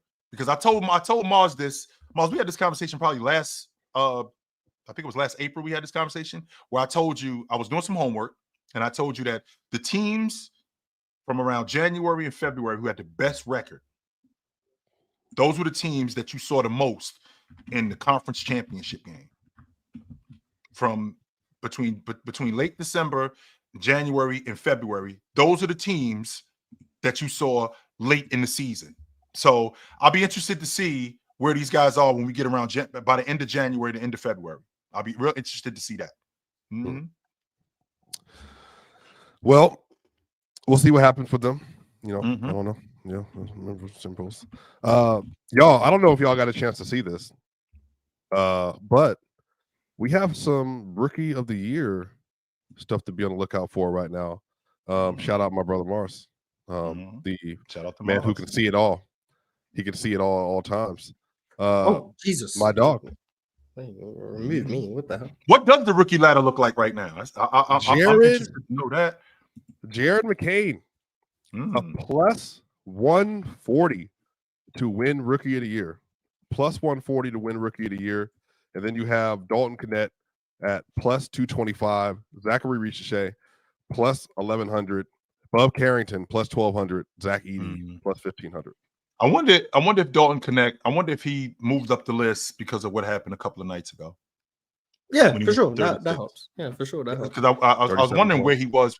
Yeah, I wonder where he was previous to that. That's number one. Number two, I do understand why teams draft certain players because sometimes you got to take the best player available. You got to draft for need. What exactly is Jared McCain on Philly? Is he their lead guard? Is he a combo guard? What is he exactly? That best player. That's what I'm saying, Mars. Because the reason why I'm asking this is you already had a guy on your crew in Tyrese Maxey. What was the point in drafting this dude? Like, why is he here?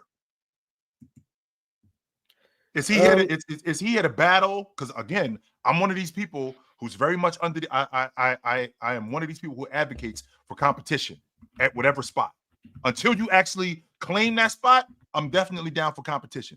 So to fill it up your 76ers, okay, they got an all-star in Maxey. They got the most improved player in Maxey. You end up extending him. Why did you draft Jared McCain? What was the reason for drafting him? What do you mean? He was the best player available, number one. Okay. But they needed another additional scorer and ball handler outside of Tyrese Maxey. They have Reggie Jackson, Kyle Lowry. Like, they need more competence. Eric Gordon. They just needed more assistance and help. You get a cheap contract. He's a bona fide scorer. He's a good playmaker, facilitator for a rookie, especially. Sure. And then, you can play him next to Tyrese Maxey. And then now you take Tyrese Maxey out the game. You can put McCain in there with Embiid. They had a plan. I will say this. They had a plan. Right. The planning, it's not following up. It's not coming through at all right now. Not planning. The plan is not planning. Paul George, Joel Embiid, Tyrese Maxey, Jared McCain. They had a plan. Andre Drummond. The problem is the team just sucks. And there's no culture. They don't believe in each other.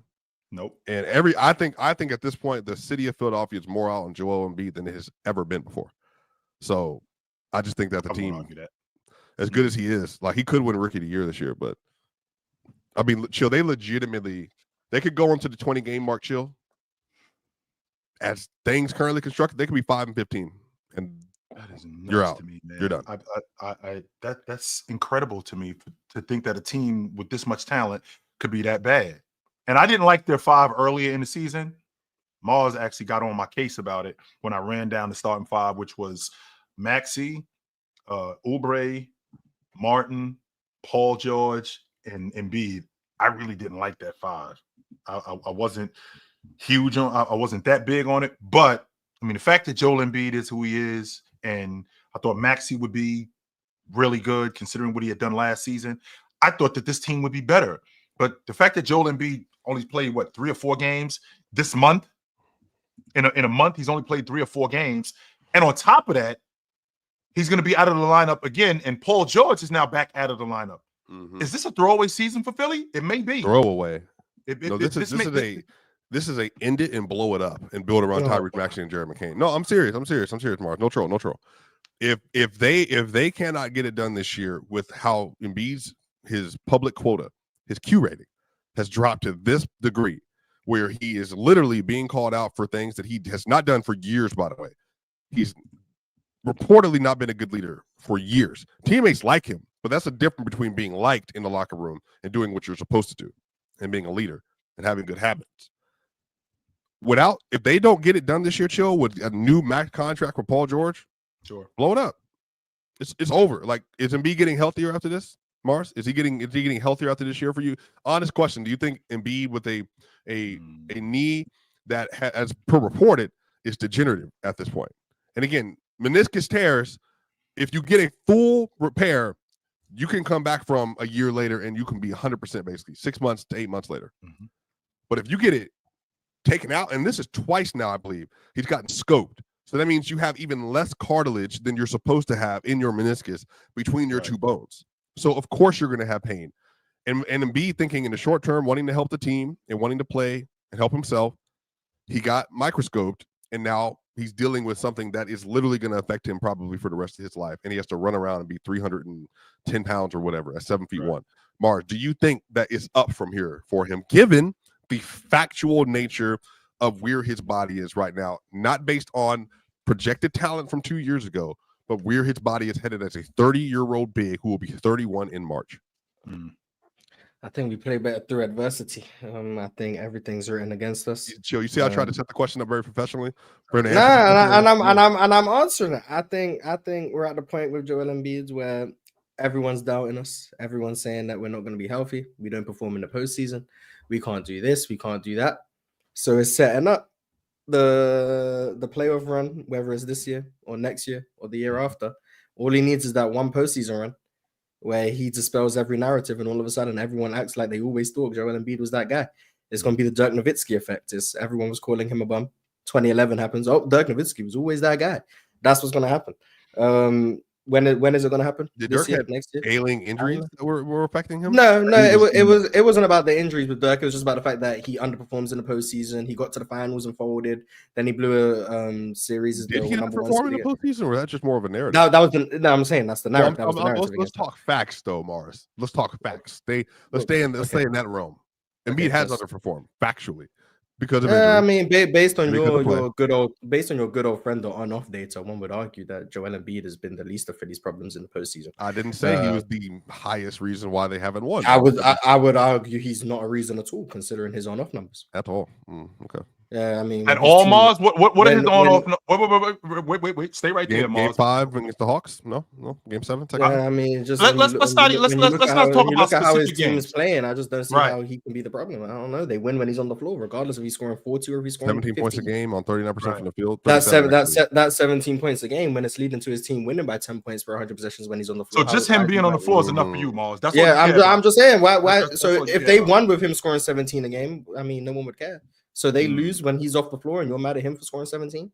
He meant to win by 100 points when he's on the floor. Is that So what the fact that him being on the floor is enough, and even if he isn't as effective as a scorer, which he's, I'm just he's the going off best my good old bucket- friend on-off data. That's the Jokic MVP case. You never use that, by the way. You never. No, use that. it's the whole Jokic MVP case. Why It's can't the I use whole it for Jokic Embiid? MVP? Why can't I use it for Embiid's postseason? If the Sixers I win agree with the- you that he's. But again, you're bringing up Dirk and narratives and all this. He was actually a very good playoff performer for the duration of his career. Stop it. So I'm asking you, He won't do be you viewed as think such. that He won't be Philadelphia respected as 76ers, such. just imagine that Houston trades for him. Maybe that's the only thing put you in a good mood. Just imagine that this year, should he not get, this whole thing blows up, should he not be a nice little buy low superstar candidate for the Houston Rockets to trade their assets for? Defined by so much. Yeah. You're not getting. You need Joel to give Embiid me for- the trade package. You need to give me the trade Four first round picks. That's Okay. not low. Alperen Şengün. That's not low. I know. I'm just saying. He lost your man. Lost your man. He said Tari Eason. Lost his man. No man. I'm now going to say I'm in Reed. Mars, there's no way. No. You can get Reed. Jalen Green. You can get Alperen Şengün, Cam Whitmore, picks, and then Fred VanVleet. Fred VanVleet has to make the money work. So Okay. Fred VanVleet. Yeah. Mars, I'm not giving up are no you- Tari Eason. I was about to say that, Mars. Are you honestly? Is that going to hold up the trade for Joel Embiid? I've Tari been trying to Eason? tell you, I'm not trading Tari Eason. I'm not trading Amen Thompson. I've been told you guys that. Everyone was like, "Oh my god, Tari Eason!" Like, I've been trying to tell you guys, Tari Eason is not moving. If a team wants to win, they have Tari Eason on their roster. Like, it's that simple. You don't trade Tari Eason. That's like the Celtics trading Derek White. You don't trade those players. Those players are hard to come by. They're not as hard to come by as a superstar, but I'm not getting rid of them for a superstar, especially when that superstar is Joel Embiid. I'll trade them for a superstar like. No, I wouldn't trade Tari Eason. I'm just not trading Tari Eason. Are you giving up Tari Eason for Anthony Davis? No. Are you giving up Tari Eason for Giannis? No. Are you giving up Tari Eason for KD? No. Are you giving up Tari? Well, those are the only guys that I'm thinking about right I'm now. so sick of this Tari. I'm not giving up Tari Eason. I'm not to tell you. The reason you trade for a superstar is because you want to compete. The moment you start losing guys like Tari Eason, you're losing your window to compete. It's just going to be KD and a bunch of young guys. That's stupid. Why would you do that?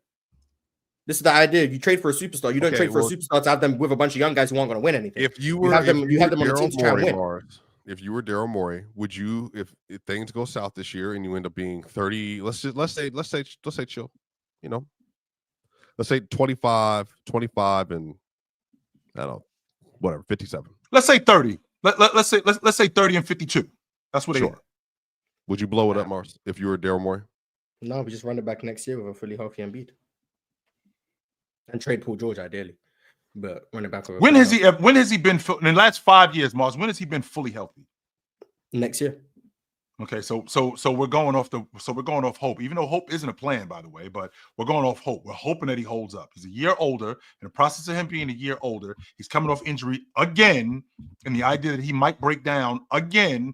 I'm sorry, not might. Let me take that. Let me rephrase that. The probability that he'll break down again, and we're going to stick with this unit again.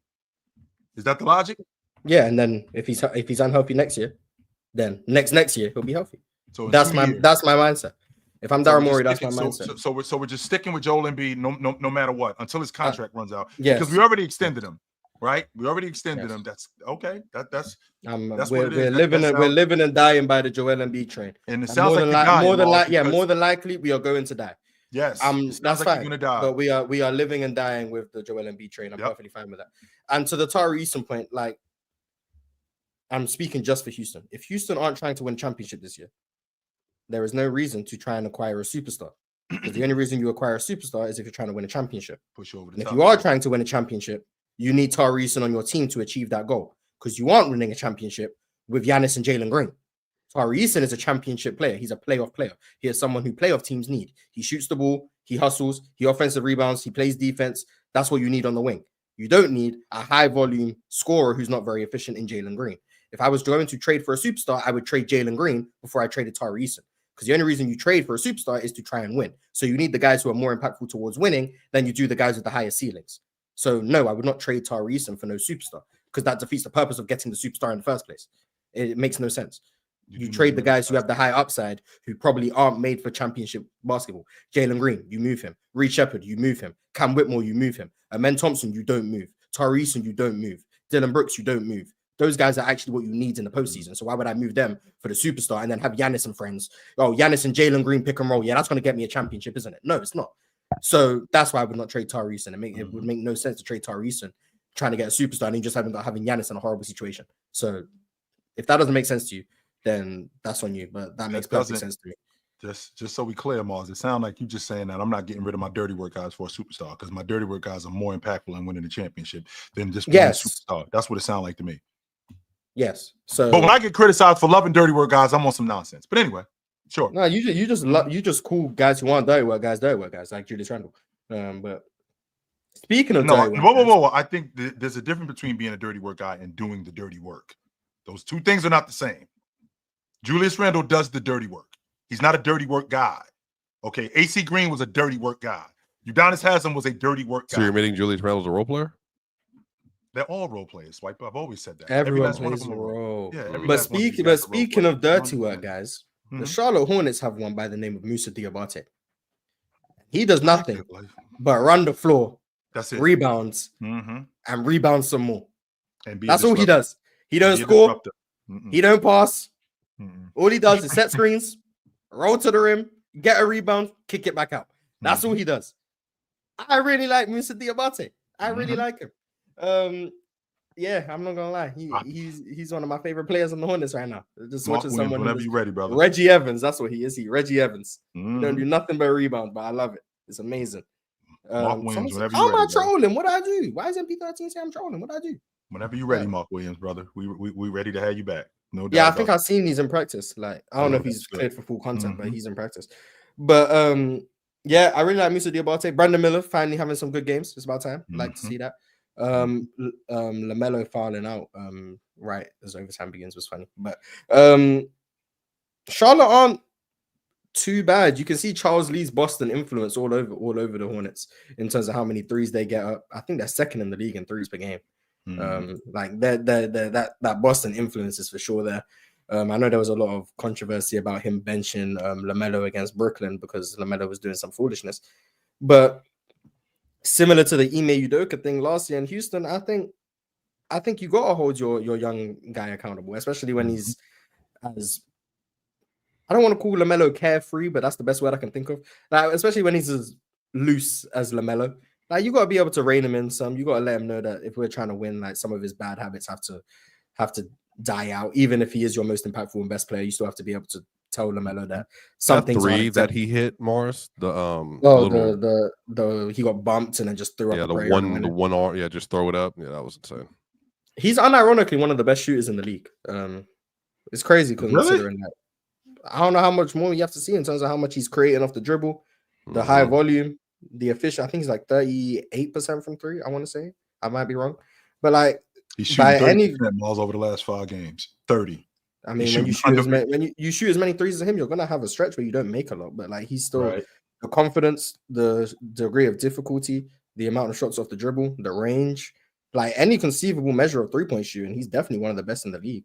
Like he's not Steph Curry, but like he's not really one of the best in the league. Like Mars, when you're taking bad shots and making them, does that make you a good shooter? Because I never thought that's Steph Curry's whole MO.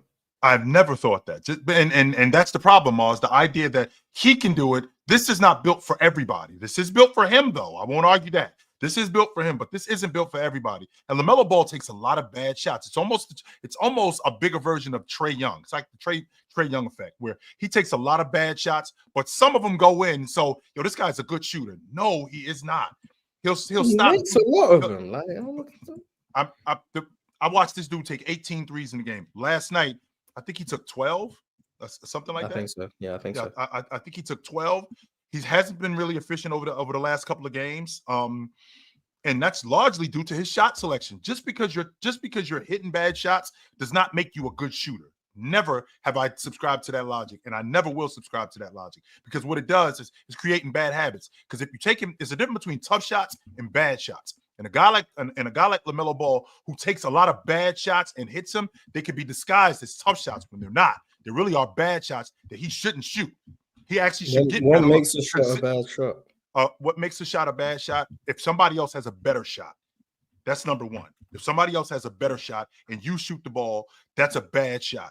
Number two, when you got guys hanging all over you. Number three, when you shoot a shot that you're not good at, that's a bad shot. So if you shooting the long ball 2 or 3 feet behind the long ball line and you're not very good at that, that's a bad shot for you. Especially whether it's off the dribble or even catch, and you're not good at that, that's a bad shot for you. Now, if you shoot, but LaMelo shot, is good at that, though. He has some of the best range in the NBA.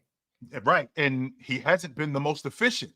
And because you guys bring up efficiency to me a lot, and I'm now paying more attention to that. And what I'm paying more attention to when I think about efficiency is I'm paying more attention to the shot selection. Why are you as efficient as you are? Why aren't you more efficient than you are? And your shot selection is everything.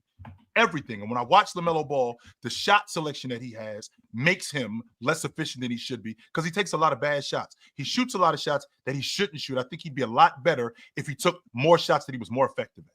Well, he'd be more efficient if he took bad shots for sure. But I mean, he's shooting 43% on wide open threes this year. Like, I mean, how often is he wide open, Moss? He's taking about 5.5 threes a game wide open. He's shooting 43%. Like, it's pretty good. Like, he's really good at making contested shots, but he makes his wide open ones too. He's really good shooting step backs. He's really good off the bounce. He has extreme range, which is extremely valuable in terms of spacing. Like, I understand having a problem with someone taking bad shots. Like, I think you want to get the best shots possible. But when we talk about the ability to shoot, I mean, he's really good at being able to shoot. Does that mean he probably has some irrational confidence in terms of the shots he should take? Like probably. Junior. Yeah, probably. But I mean, I think I'm willing to live with that when he's as good of a shooter as he is. I mean, he's really good at shooting. So he's going to shoot. Sometimes you're going to see bad shots, but when he makes the good ones, I'm fine with that. Now, he's not, like I said, he's not Steph Curry. He's not Damian Lillard. He's not those Those guys. are good shooters. Those are damn good shooters. Those are great shooters. But 100%. Yeah, but I still think he's a really good shooter. And it doesn't take a lot for him to get a shot off. My biggest issue with LaMelo has always been his in-between game, his mid-range game, and just overall his ability to score in the half court if it isn't a three. But from three, he's just really, really good. And the Hornets have a really, really good dynamic. He is taking better care of the basketball since the first half of. I mean, I think they played 15 games. Over these 15 games, I think he's average. I think his turnovers have gone down. So he's doing a better job of taking better care of the basketball. I like that about him, because earlier in the season he was a turnover machine. He was just throwing the ball all over the place. His decision making was terrible, and it was affecting the unit. And I think he supplemented that with shooting more. Some of those are bad shots, but I mean, I'd rather him get guys more involved than shooting bad shots. Man, let me get some of these super chats real quick. Then we can get to some of the rest of the topics and the games from yesterday. Textonics, we're the people who said RJ was a salary filler. He's been really good. He's been better than I thought he would be. Shout out to Scotty Barnes coming back, by the way. Also, Scotty Barnes coming back. When the glass is looking smooth. You see that technical he got? Yeah, after the three, he started. Yeah, I mean that's kind of a little deserved technical. Can't do that in the league. You should be able to, but that's a whole different discussion. What's that about, Swiper? I've never I think as long as I think you should be able to. Game, yo. I mean, it's America. If I hit one on you, if I hit one on you, especially if I hit a tough shot on you, I might say something to you about it. But you can do the mellow, but you start pointing at people. That's a lot. You know what I mean? We getting the meat and potatoes of the game. I hear three on you. Yeah, I'm but pointing if at I point at you, that's one thing. But he didn't point at him. He gave bow, bow, bow. Like, that's just too much. That's too much. I can't do that. Can't do that. Hit a 3 in his eye. What you mean? Black man to black man. Can't do that. Can't do that. Can't do that. Let me see what we got here. Allen R. Randall whipped a pass to Gobert wide open in the paint, and he fumbled it. This is why he doesn't get the ball. We already talked about to that. Mars's point. And then we got Mekhi White. Can't believe y'all let Mars get away with that. Jalen Green played like S for most of the season. No, he has. Mars don't talk about Jalen Green. We know why he doesn't do it. Because we're 11-5, and you guys are worried about how Jalen Green playing. Cook up. K Spiffy replaced Wemby with Splinter in 2012-14. What do they do? Who's Splinter? The big guy. I don't know. Wemby was like 8 years old in 2012. The big guy that James blocked at the rim. Oh, Tiago Splitter? Yeah, that's Splitter. Yeah, the big guy that James blocked at the rim. Oh. Replace Wemby with him. Give me a break. Replace Tiago Splitter with 8-year-old Wemby? Okay. Mars, you got to be more specific. This version of Wemby in 2012-14, we got Vince Dalton already better than AR. Jarris Walker bad. Dalton is not better. Jarris Walker is not bad. Chill on my guy Jarris, man. And then we got DSG Piccolo. Hey, if the Lakers need shooting and okay defense, Jeremy Grady package ready. He said, Mars said, why would they do that? And then shout out Bino GDW production about the trailer. That was dope. Yeah. That's awesome. And then did I hear John? Yeah, you heard that. You heard that. We have a new member. Arch became a YouTube member. Arch Bam. 12th. That's Bam. At this point. Bam. Goodness Bam. gracious. I don't know, but he needs to start shooting above 40% from the field, please. Thank you, man. DSG Piccolo, $5 super chat. A Western Conference exec wants 1-16 when the league goes to 32. Hopefully it happens soon. I hate this right here. And the reason why I don't like this, this is what I'm saying. I don't mean it the 1-16 format. I don't. I'm not saying that.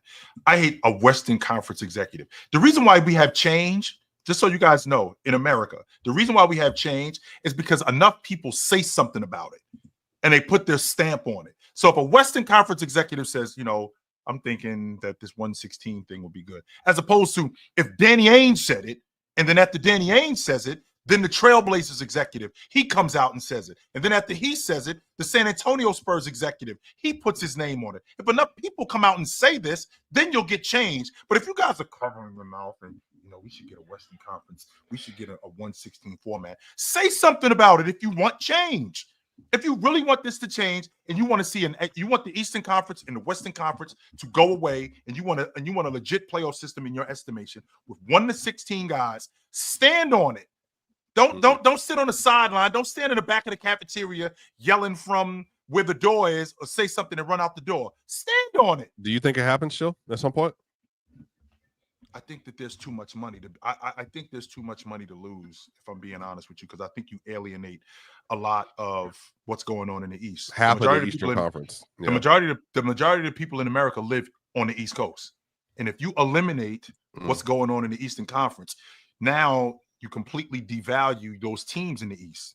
So and you lose the stories too, like the Miami Heat run. The Knicks and the Heat. I think you lose all of those markets because now it doesn't become as relevant as it was in the past. So I think you'd be in a lot of trouble if you did that. The plan would also be purposeless by that point. And then we got Montes Musa joke about to mid 18 games this season. Tatum MVP. Okay. And then we got again watch Attack on Titan. Mars, don't be ignorant. No. He's not gonna get off your case, Mars, until you watch Attack of the what is it? That's tough. Attack on Titan. That's tough. I ain't gonna watch it. So that's tough. Wait, you're not an anime fan? Well, I don't know. I haven't watched it to know if I'm a fan of it. But hello, Dell. Brother Dell. Hello, brothers. What up, brother? We're brothers, and we're happy and we're living. What's going on, my man? I'm doing wonderful, man. I'm doing wonderful. Long time no see. Dell, did you see the trailer, Dell? No. Dope, Dell. Oh, wait, should we play again? Minute and a half? I think we have to show it. I think we have to. Oh, Dell. We got to show Dell, sit back, and kick your feet up, Dell. Yeah, check it out. Kick your feet up. Check this out. So let me argue with both of them. Go ahead and do it well. So even though, listen. So even though last year in the fourth quarter. Am I arguing two people or one person? I'm trying to figure out how this works. That was choice. Stay right here. Hold on, real quick. Stay right here. I saw Shaq in the fourth quarter against the defensive player of the year, Dikembe Mutombo, dominate him throughout that series. How old was Dikembe Mutombo? What was Kobe when he turned one? He was a high school player who we didn't know When they went to the finals and won, what was Kobe? Was he an All-NBA level player? When they went to, he was an All-NBA level player. Yes, he was. And so was Jamal Murray. No, he wasn't. Hold on. So LeBron says year 3 he's an All-NBA, right? And in year 22 he's All-NBA. And that doesn't mean that he's technology. That doesn't mean that he's still playing. Why didn't Kareem do that? Why didn't Kareem do that? No league has ever owned a team, and they were the owner of the team. Why were they in that position in the first place? The reason why they were in that position. Stern's administration. The reason why they were in that position. But Adam Silver would never do anything like that. He absolutely would never.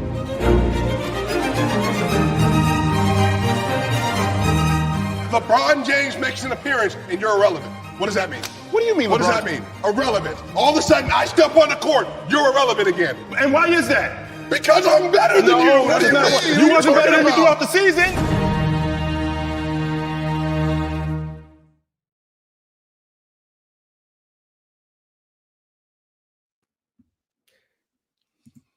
Damn. That, Dale. That's exceptional work. Yes. Mm-hmm. Swiper very clearly edited that to make himself look better, man. I edited it. Oh, that's crazy. I watched that debate, man. You know, getting none of Chill's cooks in there, man. That's crazy. bad. The quality is amazing. It turned into a 2v1 because the host joined in, by the way. But go ahead.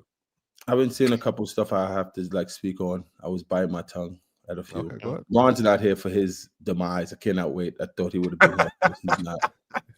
That was Oh, you seen what Ron said about assigning someone? Yeah. That's why he's here. That's exactly why Dale here. No, I'm not going to assume he's just here for that.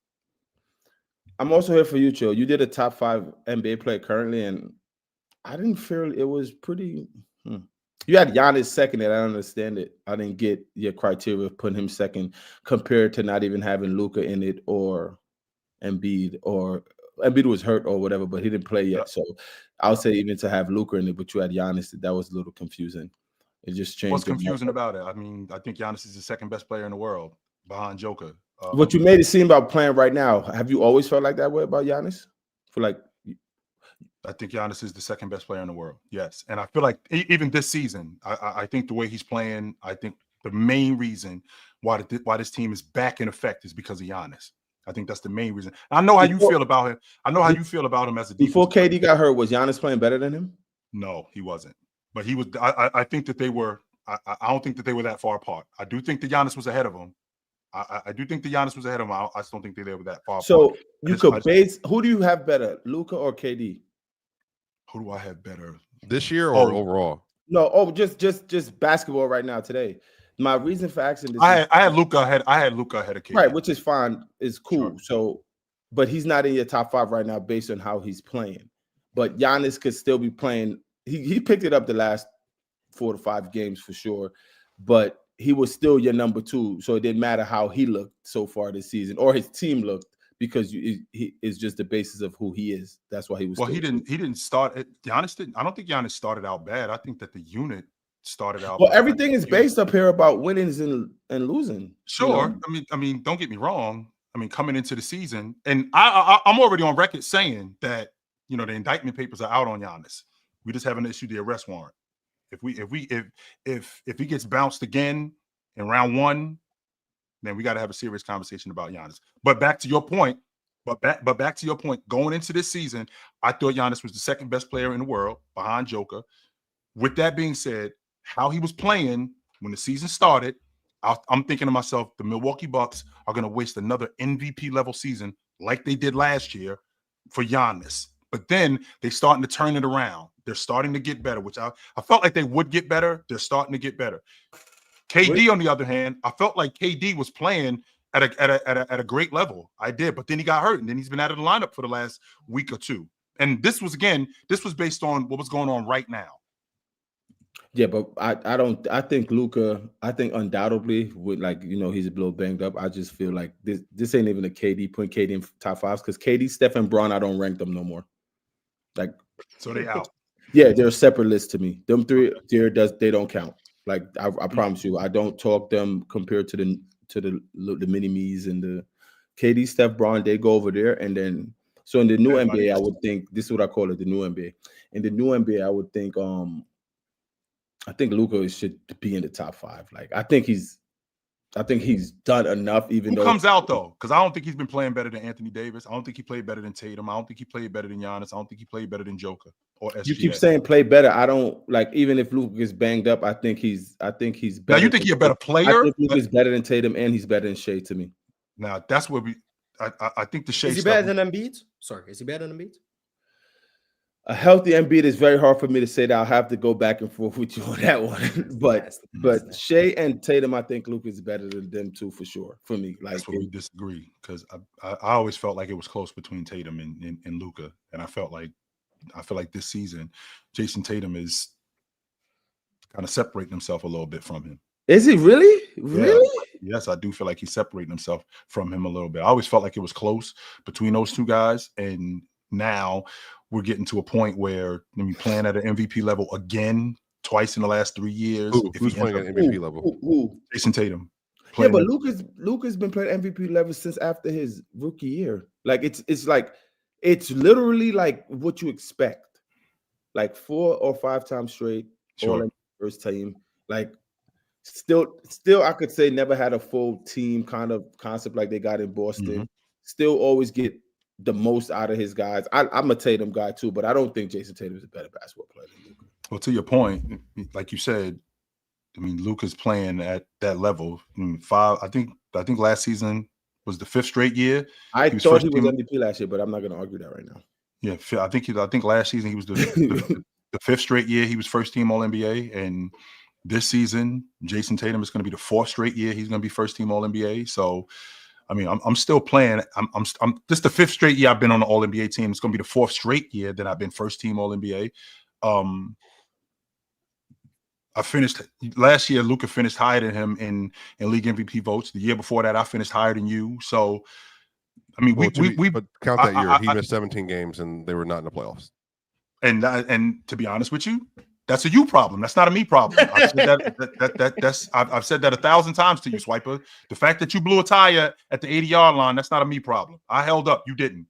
So, the same logic applied to Tatum turning his ankle in the playoffs in 22, 23. Okay, that was even though if he would have stayed healthy, he wasn't healthy. Even though if they would have stayed healthy, what? They would have won. That's his they opinion. I'm Miami. just letting you. I think they would have smoked Miami in that game 7. I don't think they would. Why were they down 3-0 when he was healthy? I think they would have smoked them. So why were they down 3-0 when he was healthy?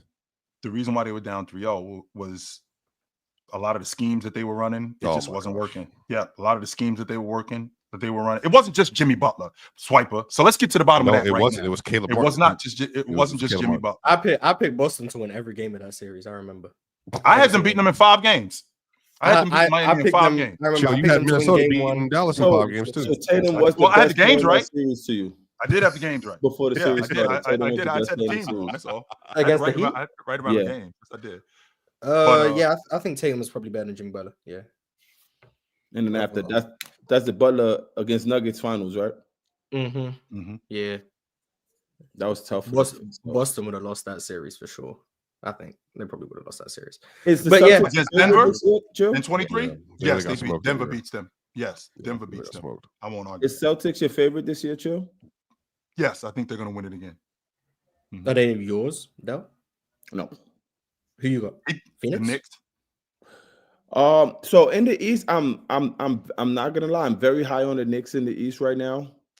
And I hope they do fix around because I was very high on Milwaukee as well. Because I was like, I feel they gotta, man, they're still not playing without Chris, so that's cool. But I don't know if I didn't think Boston should have won last year, honestly, but they did. So I can't even go against that. Like, wait, who should have won last year? I had Dallas beat them. Damn. No. They weren't. Like, winning so I'll say they that. were so Based on what? Now, like going into that series last year, what made you think Dallas could beat them dudes? Yeah, What I think they had the about best player, Dallas? which was Luka. Honestly, Oh, they did have the best player. Yeah. For sure, yeah. What? That was the And difference in the I series. had any West team coming out winning. So if it was the Timberwolves, I was just going West. Okay. You know, none of those teams perform well versus. I don't like. Still to this day, it's gotten a little better, but I'm not a fan of the Celtics bench. But Pritchard been playing a little better. Cater, Pritchard. So Cornette, Cater, Pritchard, Hauser. Now they got the kid Walsh in the rotation. Yeah. Nah. No. They got 10 guys, man. They do. They got what? 10 playoff guys? They don't have 10 playoff guys. Yeah, that's what I mean. I didn't. So it was just that, but and also to be on Jayson Tatum's side again, he got jerked out of NBA Finals MVP, but that's for another day. That's for the media narrative controlling that. I think he should have won it, but No, he shouldn't. No, that's Jaylen Brown. He's the best player on the team. I just love how we just absolutely forget that Tatum sucked in multiple games, and then Jaylen Brown closed those games out multiple times. But that's okay. Chill. That matters in the NBA. Wait, why did you say Jaylen Brown's the best one on that team? Wait, what? That's the narrative. Because that's the narrative. That's the narrative. He said the narrative. He was spitting the narrative. But in that series, JB absolutely closed out those games. And Jayson Tatum had one game where he played at his level. One. And that was the last one. One in Dallas and one in Boston. He played well. Mm-hmm. I think it was game 3 in Dallas. Mm-hmm. And JB, who closed that game out? That was JB. JB closed that game out. I remember the 4 quarters. JB closed that game out. That's why. The big moments, JB's the one that showed up. Middleton was closing games out for Phoenix, and you still know Giannis. Giannis. What did Giannis? Clear chat? What did Giannis average in that series? On 35, he finished with 50. So he finished with a 50 ball on and made all of his jumpers and all of his free throws. Yeah, right. So no, understand. But I'm going to you saying he closed the game out. He did. JB literally closed those games out. He got set up in the half court at the nail, multiple possessions, 4th quarter, 1 minute left. Bow. And JT was standing in the corner like a role player because he was letting JB cook. That's what happened. I'm not calling him a role player, but by design, because I don't know if you remember last. Man, I'm so sick of this. You can be sick of it all you want, but I watched the Celtics. Just so you know, last season, I specifically remember watching them play Dallas last season in Dallas. They played Dallas last season in Dallas in the regular season, and they're in a dogfight. In that dogfight, Missoula is specifically hunting Luka with Jaylen Brown at the end of the game. That was going on the entire game. Give the ball that's to by best design. Closer. Yes, that's and by he's design. Going to close the game. 100%. That's by design. Yes, my best closer, who's shooting better than the other guy, chucking up jump shots. The best closer against Indiana, though. Even though in oh my gosh, in game 5, Indiana wasn't a threat. Indiana wasn't a threat. That was a close sweep. That was a sweep. It was a sweep. First off, it was a close sweep. Yeah, and your whole stance is him shooting the basketball, and that's a big deal when you're shooting 100% below 40% over the course of a run. That's horrible. 100%. So that part I won't argue. However, he did score the basketball. It wasn't like I don't care about shot chucking. That's cool. Their defense won them that series. I'm not arguing JT's not better. He's clearly better. He's clearly a better player. I'm talking about that 5-game sample size. Why JB won? That's it. That's interesting. Very interesting. JT's clearly better, and he's clearly been better than Luka this year. Clearly. So chill. You won. Who's better than Luka this year? Jayson Tatum. Oh, okay. Let me go see Luka numbers because I don't. Luka's been 28, 7, and 7, I think. And horrible efficiency. 55. That's a down year for Luka, by the way. That's he's shot chucking. Yeah, when you have he's shooting 24 shots a game. Yeah, you're going to score a lot of points. 24 shots a game, chill. Yeah, regular season. Yeah, 43% from the field. Mm-hmm. That's not good. That's a lot, yo. That's a lot of shots. 43%. Let me see. When's the last time somebody shot that much in a season? 24 shots times again. Kobe in 06. Kobe is only at 46. Kobe in 06 taking 27. Better. Yeah, Kobe was taking 27. Tatum's averaging 30. That's what's up. Yep. Yeah, shots to Jayson Tatum, man. Putting up there. So 27 shots. I think Jordan in it. You said Kobe did what? In 06, he was taking 27 shots a game. I think this is before the 3-point revolution. So if you want to score that much, you had to shoot a lot of shots because you were taking twos. In 87, I think Jordan averaged 24 shots that year, something like that. I'm confident he was taking 28 shots, but I don't know. And then, did he shoot 50% that year? He did. He shot 50, He was 49. He was right around 50. He was like 48, 49. Let me check. Yep. I think he averaged like 24. All-time better, great show. AD or All-time great. Giannis? What? Who's been AD's better this year? AD's been better this year. There's a conversation, I think, between them this year. I think Giannis is the better player, though. But, just in general. Del, do you care about? No, you don't. I'm not going to ask this question. Never mind. Ask me, please. I have time. No, ask him the question. Do you care about? He's going to ask about at net all? ratings, isn't he?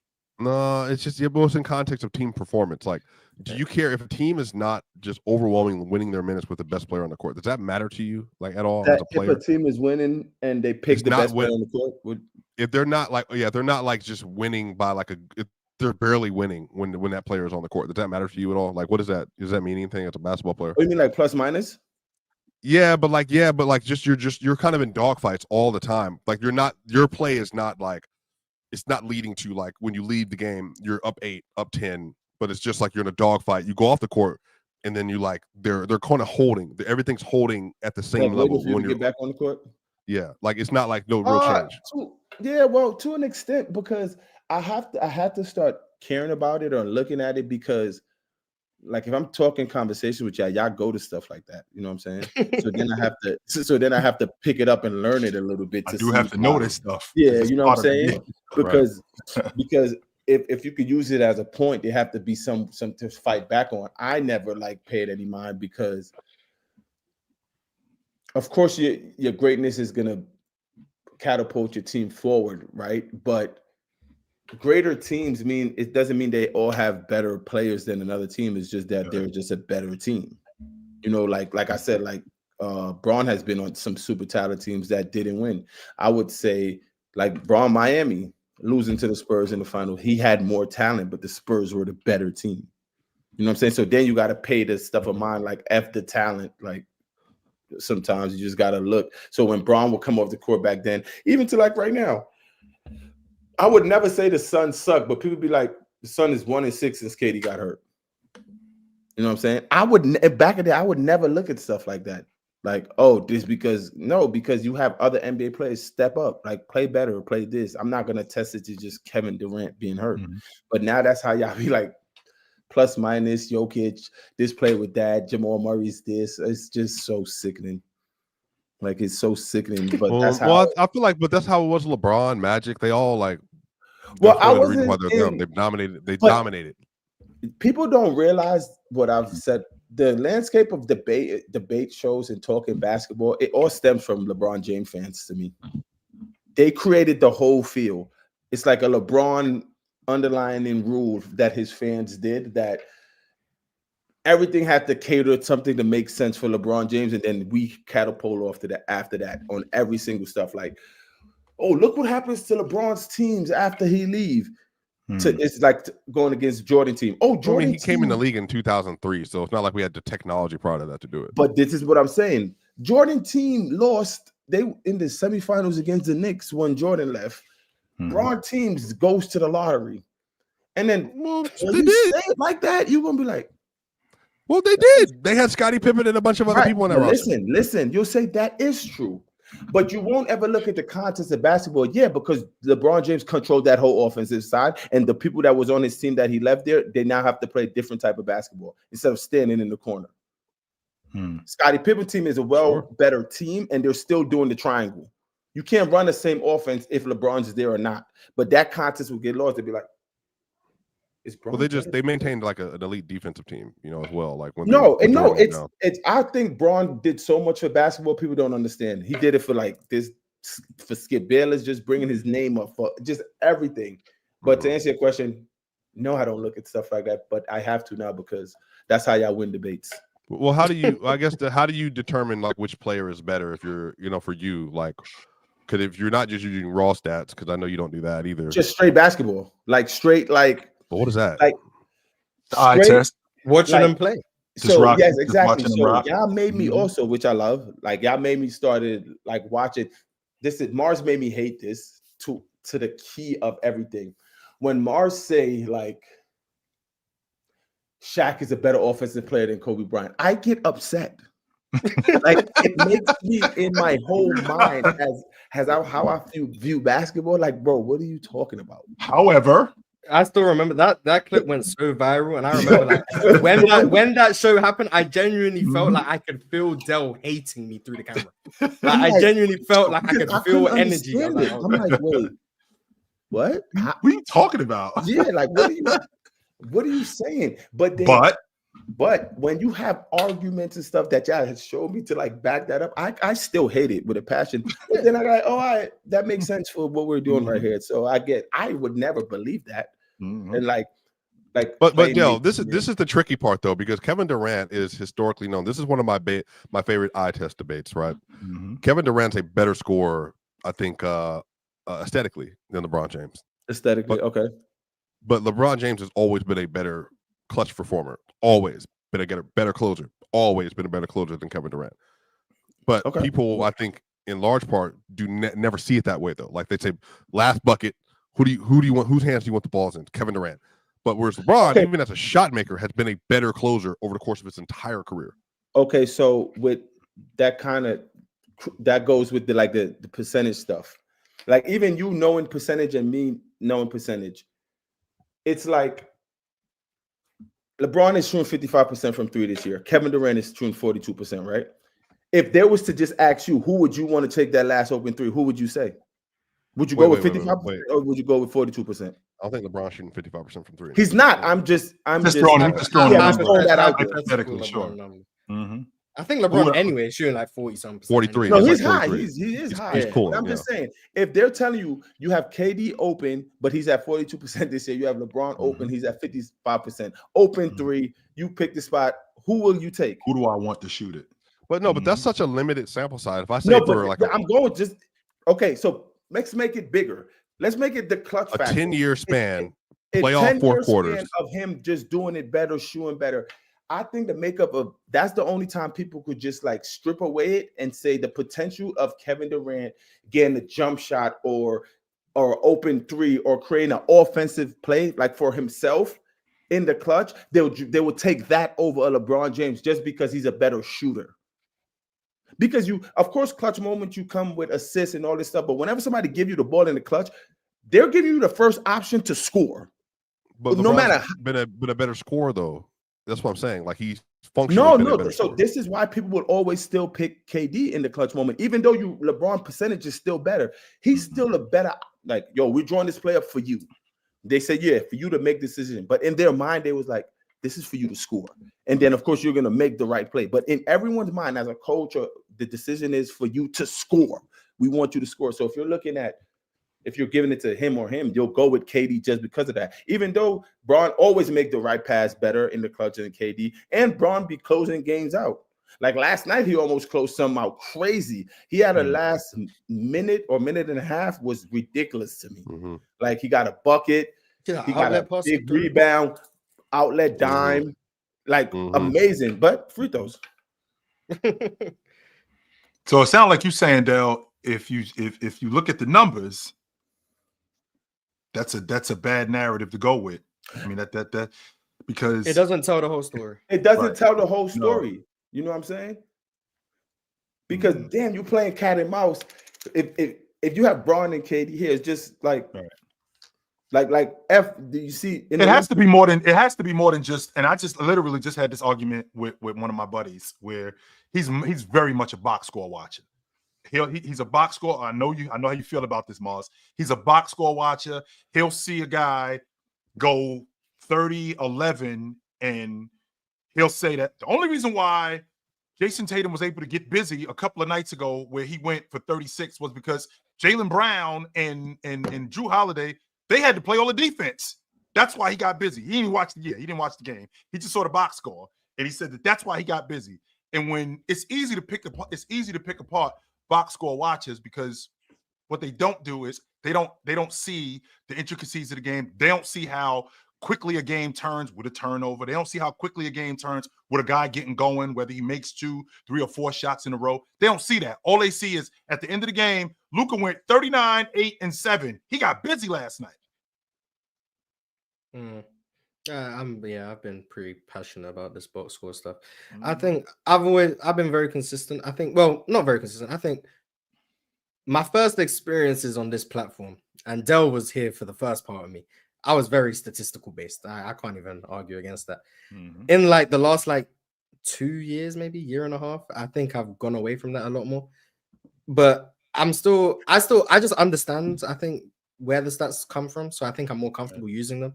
But I do think I'm gonna favor watching the games over the stats, but I still understand how the stats come about, because the stats are a product of what happens on the court.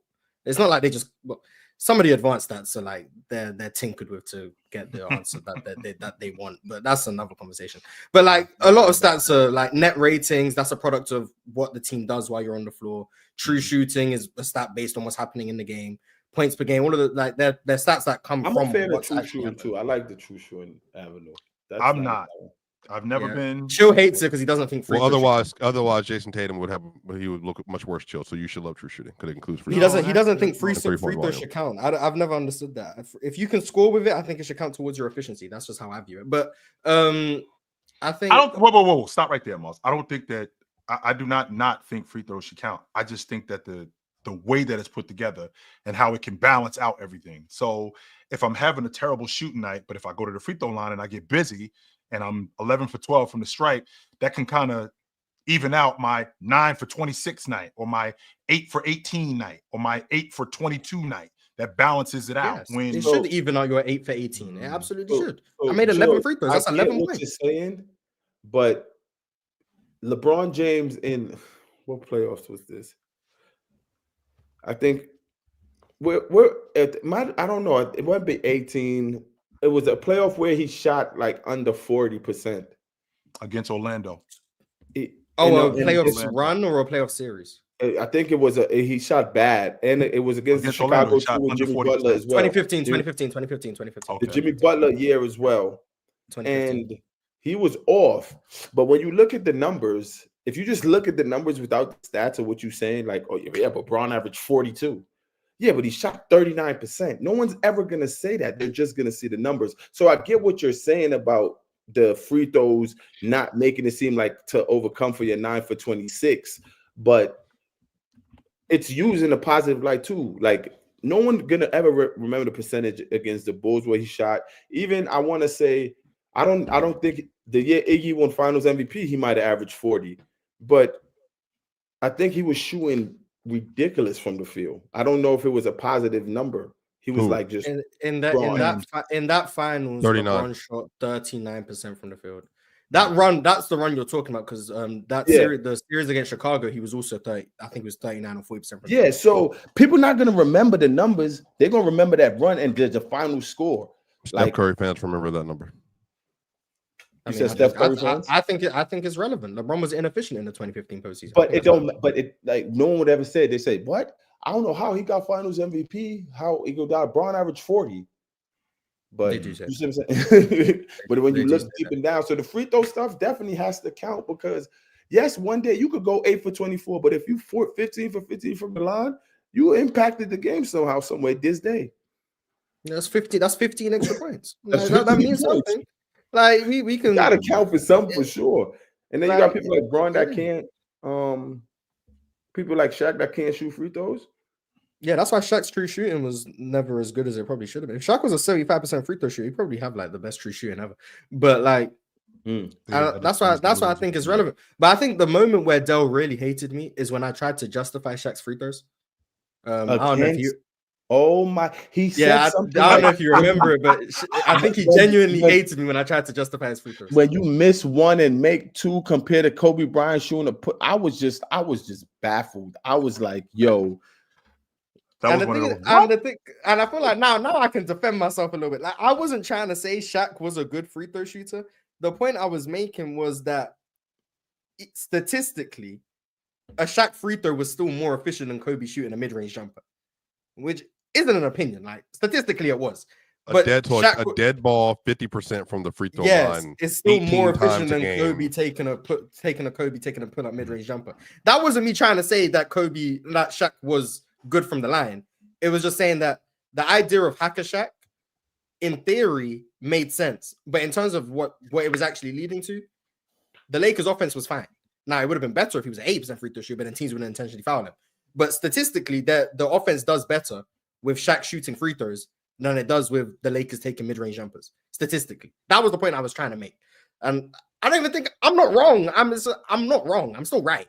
It's just maybe I could have phrased it better. I don't think you're correct. I'm confused as to why. Well, it's simple mathematics. I'm not wrong. The maths is correct. I'm speaking strictly from mathematics. What? Yeah, strictly from mathematics. I'm right. What did Kobe shoot one dribble pull up or from the mid range? He was about 42% mid range shooter. 42% mid range shooter, which is the equivalent of a 42% free throw shooter. That's the exact equivalent. You said Shaq was about. It's the exact because 42%. Let's get mathematical. No, it's not. Whoa. I'm getting mathematical. Okay, go ahead. And once again, I'm listening to this. I'm listening these to are this. not Y'all call me the nerd. I'm explaining how the mathematics work. I'm not saying this to say this Shaq isn't your theory. This is just the numbers. Yeah, I'm with you. So a 42% mid-range shooter is scoring 0.84 points per possession. Sure. Because you got to times it by 2 because it's worth 2 points. A 42% free throw shooter would also get you 0.84 points per possession because you're shooting 2 free throws. You make them 42% at a time. After 100 free throws, you have 84 points. Same as the 42% mid-range shooter. You'd have 84 points. Shaq shooting 55% from the line is 1.1 points per possession. So statistically, mathematically, Shaq going to the line generates more points per possession than Kobe taking a mid-range jumper. That's all I was trying to get at. But now, obviously, Kobe goes to the line, makes 85% of them. If you take 100 free throws at 42% and 100 pull mid-range at 42%, the numbers you'd have the same. You'd have the same amount of points after 100 possessions. You'd have the exact same amount of points. Dale, what he's saying, if you take, because I don't get it. I'm sorry, I was good at math. You're still getting 2 shots. I know free throws. Sometimes you miss 2 points. Sometimes you miss, and it's one. You just get 1 point. Yeah, but if you miss a mid-range, you get 0 points. But if you if you play 100 possessions out, you get 41% of those shots. You got 41 points. Right. Because they're 2-point shots, which is why you're more prone to shoot 3-pointers. Because getting 37% from a 3-pointer, you're getting more points on average than you will get a mid-range jump shot. So the same thing with the free throws. And this is where that's why layups and 3-pointers are the most valuable shots. And that's why it gets tricky for me because I think about like a guy like Kobe Bryant shooting in the mid-range. Well, he's going to be bothered a lot more than Shaq at the free throw line. That's where I was going with this. Nobody's bothering. If Kobe was by himself on those pull-ups. Yeah, exactly, and that's why it's not 1-to-1 comparison. Like, if Kobe's wide open, if Kobe has a wide open mid-range, no contest, he's gonna shoot better than 42%. Way better. Hand in his face like this, right? Yeah, that's why I think back then I was a lot more just heavily driven on the stats. But now, like, I'm not saying all mid-range shots come the same. The reason Kobe shot 42% is because when he was wide open, he probably shot like 49%, and then when he was heavily contested, it probably went down. So overall, it's 42%. I'm not saying Kobe wide open at the elbow is going to shoot 42%, and Shaq at the free throw line is going to shoot 42%. But I'm saying in general, like in a vacuum, if you were able to just make it a whole vacuum of an average Kobe mid-range attempt to average Shaq free throw, the Shaq team strictly shooting free throws would score more points in the game than the Kobe team. But obviously, Kobe being able to be a much better free throw shooter, still getting to the line, being able to shoot the 3, being able to get to the rim, like all of those things factor in. But strictly the idea that Shaq was hurting his team with his free throws, I don't find to be the case, especially when you look at the era he was playing in. When you're playing the most inefficient era ever, the free throw shooting is even more valuable because you're slowing the game down. You're still making 55% of them. That's still some of the best offense in the NBA, despite the fact that Shaq is one of the worst free throw shooters, just statistically. But I don't know if I still believe Shaq's a better scorer than Kobe. I don't know if that's something I've changed my mind on. I'm definitely willing to have the conversation more now than I was before. Before I was like very hell-bent on Shaq's a better scorer than Kobe. Now I think I'd probably and Toonami said 80 points versus 40 points. What I meant to say was 100 trips to the line, not 100 free throw attempts. Because 100 free throw attempts would just be 50 trips to the line because you take 2 every time you get fouled. So 100 trips to the line is 200 free throws. So that's what I meant. You take 200 free throws, but it's only because you got fouled 100 times. Same as taking 100 field goal attempts. It's the same thing. So that's why I should have made that more clear, I guess. But I think I'd have the conversation about Kobe and Shaq more now than I would before. Before I was very stubborn on the Shaq. Yeah, but a lot of things I've said 2 years ago have definitely changed. 1000% changed. If anyone holds stuff against me from 2 years ago, I probably don't agree with it, if I'm being honest. But Sean wants us to get to super chats, so swipe up. Do your job. Yeah, Mars, can you take over for the last 30 minutes? Thank you. God. Yeah. I'll do a couple more. I got Attack on Titan. Oh, I didn't even start that conversation about points per possession. That was the See you, Dale. doing that. All right, Merry Christmas, though. Merry Christmas, though. Let's see here. Casual, my Blazers for $5 super chat. DSG Piccolo. My Blazers beat Minnesota 2 straight games. We're not a good team. We're more competitive because Aiton's bum A is out, but still a bad team. Yeah, exactly. Aiton being out makes the Blazers a lot better. They don't suck though. I don't think this is. Because Aiton's out. That's why. Even Mars, even if Ayton is out, I just don't think they're a bad team. I'm like when you're more competitive, which they are 100%. There's definitely more to talk about with this Trailblazers team. Klingon is a bright spot. I'm actually getting on your page more with Shaden Sharp. I am. I'm watching this kid, and I'm like, he might be the future.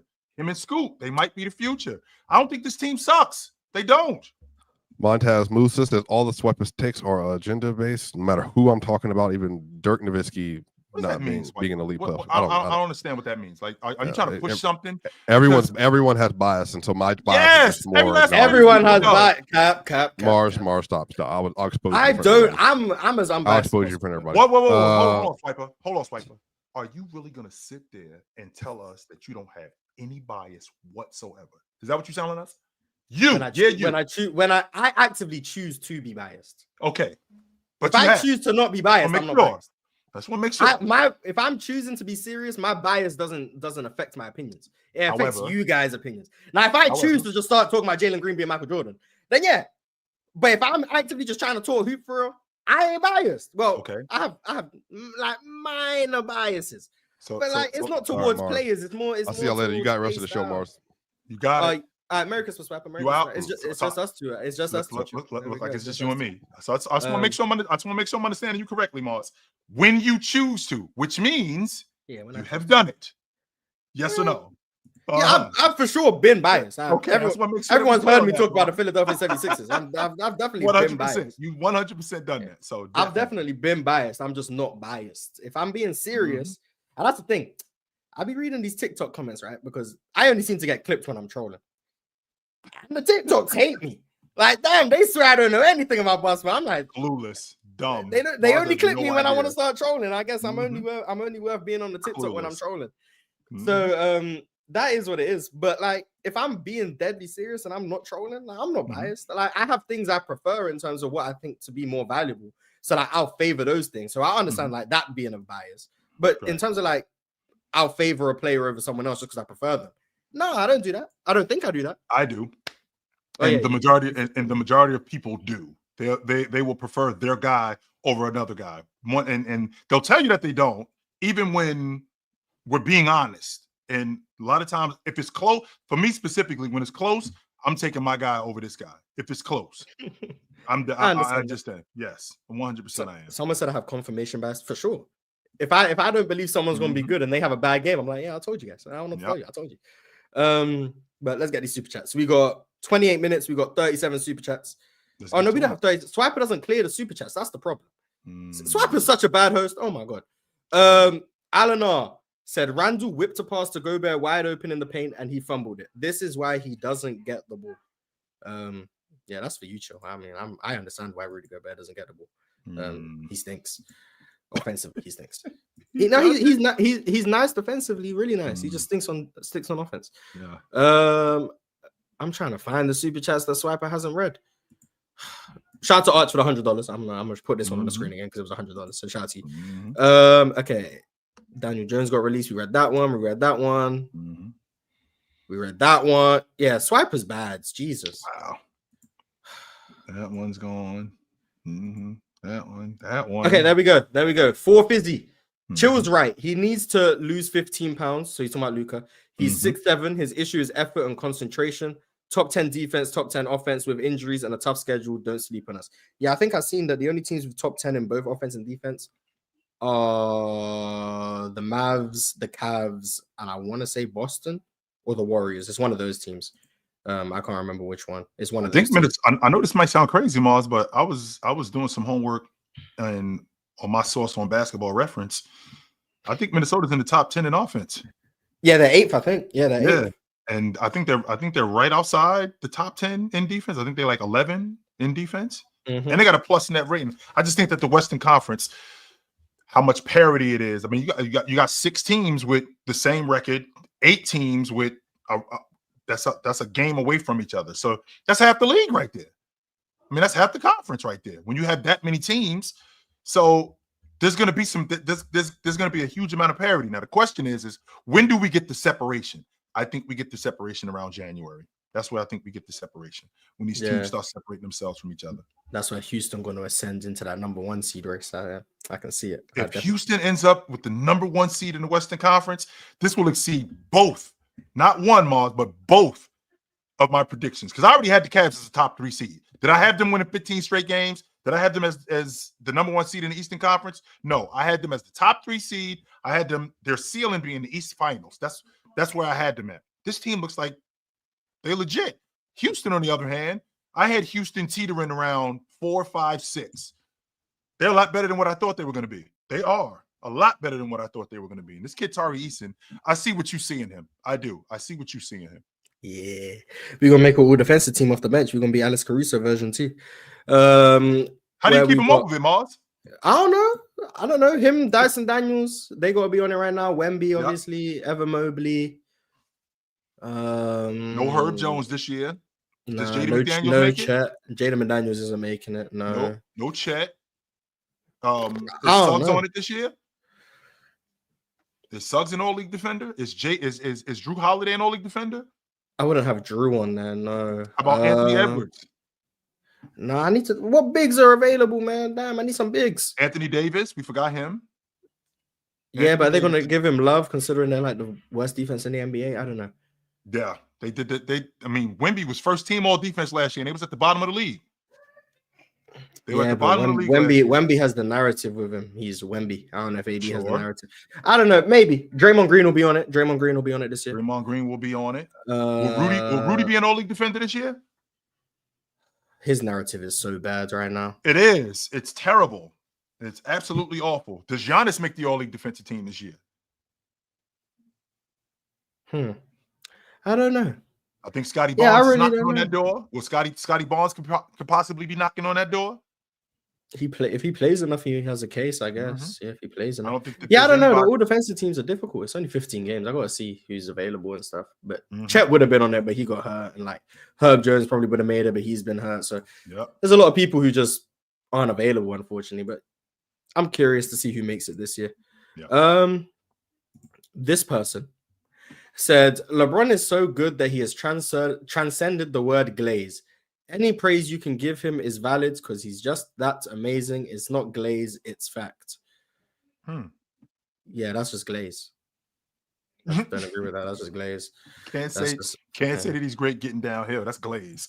Nope. Now you can praise LeBron, like you can praise any great player, but you can also glaze. Like LeBron is not beyond glaze. Saying he's beyond glaze is glaze. Motaz Musa, top 5 in the league. Yeah, Chill did that. I don't know. For me, Giannis, Jokic, Anthony Davis, Kevin Durant, Tatum. Those 5. That's not in order, but those 5 probably. Those are the 5. Let me find out. Cruiser Nation said Bill has been out as well, and the Suns beat the Lakers. Yeah, the Suns have gone through a bit of it. Not injury crisis, but kind of an injury crisis. KD will be back sometime soon, and they'll be back to regular scheduled programming. Swiper read this super chat, but we never really answered it. So what rules would you change if you ran the NBA? Sure. What rules would I change? Again, Miles, I wanted to adopt that smacking the ball off the rim. I want to bring back hand checking. I do want to bring back hand checking. Let's see. I'll never subscribe to the 4-point logic. I'm not buying that. No, that's going to be around when if they ever adopt 4-pointers. I think that's going to be around when I'm long gone. I don't think that that's something that I'm ever going to subscribe to. I think that we could shorten the season. I do think that I think we could do that.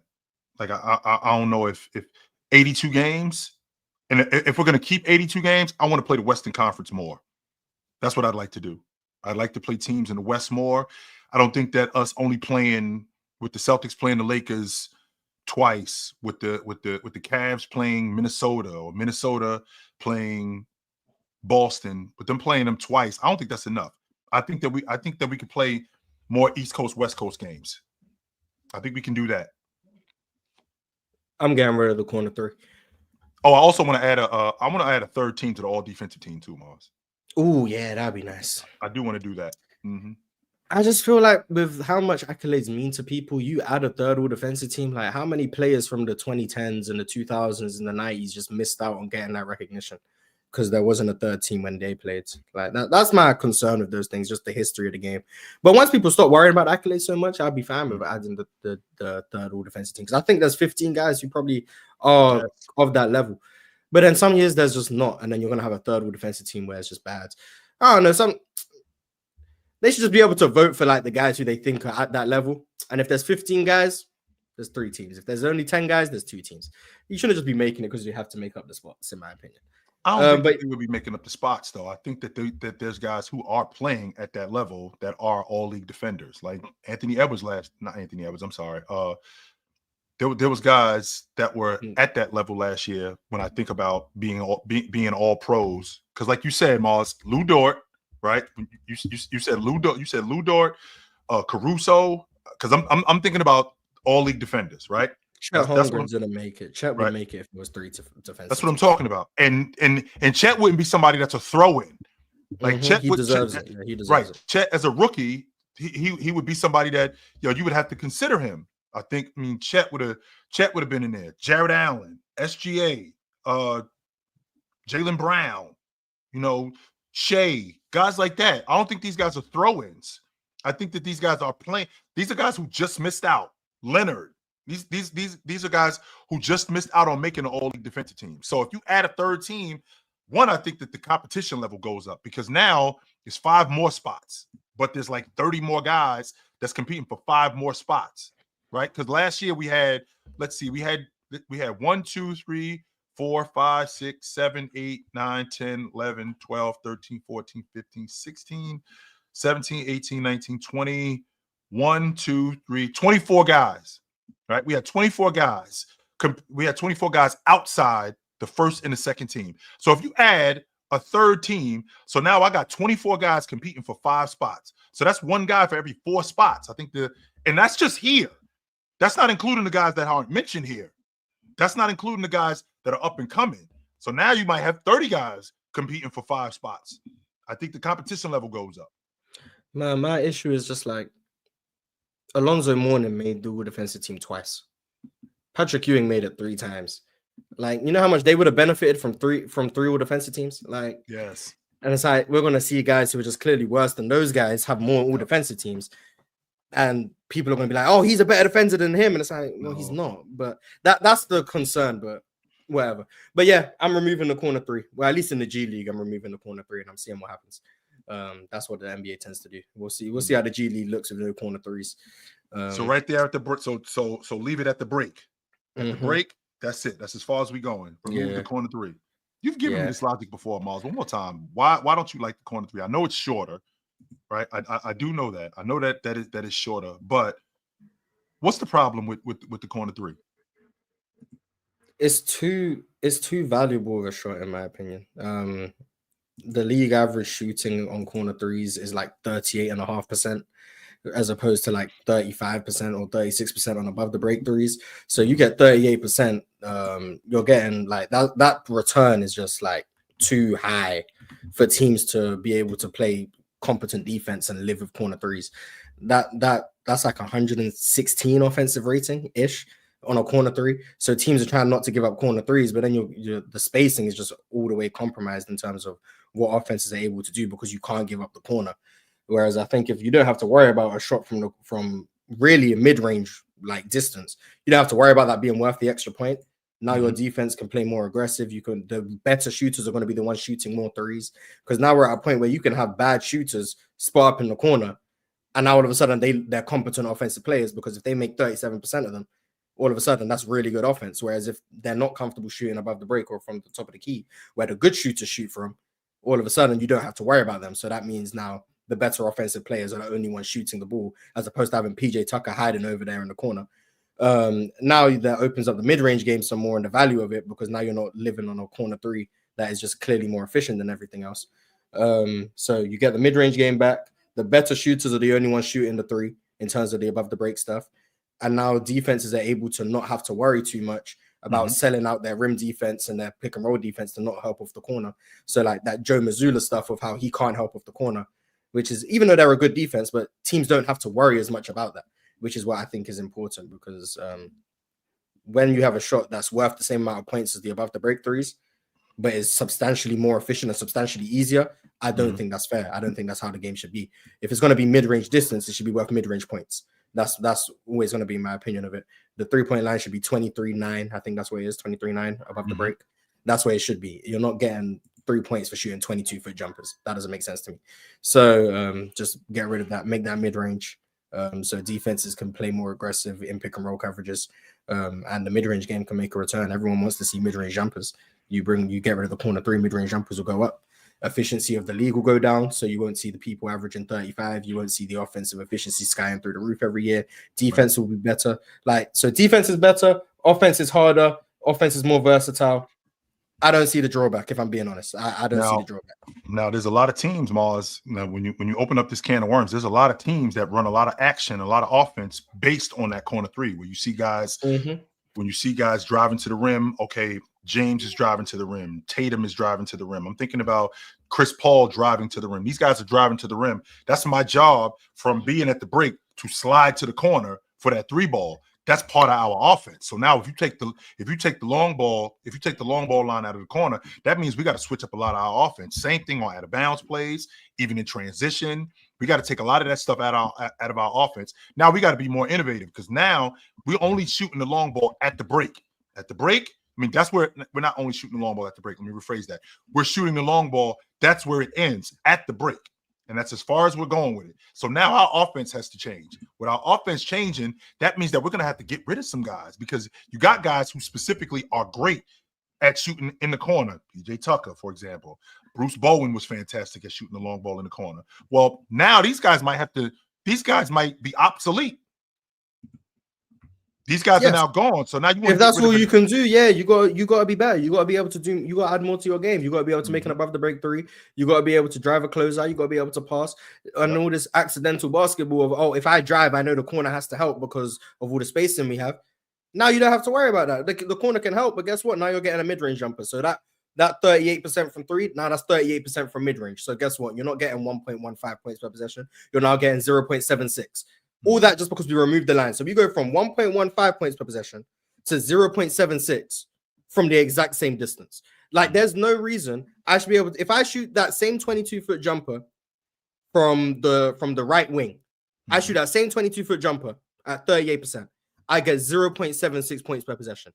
But I shoot the exact same jumper from the corner, 22 feet, I get 1.15. There's no way that shot should be worth 0.39 more points per possession. There's no way. And it's shorter, and it's like there's no way that's how it should be. So now if you're gonna drive and you want to kick, now you're gonna have to add some extra creativity. Maybe you put your bigs in the corner and that turns into a DHO so that you can get downhill. Maybe you have more baseline cuts instead of squatting up in the corner. Now when you drive and the defender helps, maybe you have to cut now. The creativity of offensive of coaching is going to have to go up. So you got more creativity, more mid-range jumpers, more above the break threes from the elite shooters. Sure. Defense is going to be able to adjust more to what offenses are doing. Like, it's better. Like, I just think it's better. But I know we got to get moving. But to counter that just a little bit, Mars. When I think about the corner three has a lot to do with spacing, a lot to do with how spaced out you guys are. So now when you eliminate the corner three, I think you shrink the court, because now if you only shooting at the break, I mean, if the 3-point line only ends at the break, now we aren't nearly as spread out as we were, because that three in the corner. So now it's not in the corner now it's not a three in the corner anymore. You're going to make a mid range, which means I don't have to help as much. And because I don't have to help as much, now the lane is packed in a little bit more. With the lane packed in a little bit more, now that's better opportunities to rebound. That's better opportunities to help on defense. That's better opportunities to do that. So that spacing that you used to have at the long ball line, like the Warriors have, like the Boston Celtics have, you don't have that spacing anymore. So with that, what would that do? how much would that affect overall offenses? Because again, Mars, we're talking about teams who rely on that corner three. That's a part of their a lot, but I think that's what we need. We're at a point where every year this team has set the record for offensive rating. Every year. Like at some point, are we not like this is ridiculous? Everyone's favorite time. You ask most people their favorite era of the NBA is the era where there was less spacing, it was more tough shot making. The stars meant more because you were able to the guys who were able to get a bucket whenever you needed one in the mid-range, get to the rim, that versatility. That was the premium in the NBA because of the lack of spacing. You needed guys who were able to, for lack of better terms, get it out the mud. Isolation, spacing, clogged lanes. Can you make those jumpers? That's what makes it the most difficult. And you still have spacing. It just won't be threes. Like imagine you play the Bucks, right? And Damian Lillard comes off a pick and roll with Brook Lopez. Brook Lopez pops to the top of the key. Damian Lillard drives, and you have Giannis in the corner.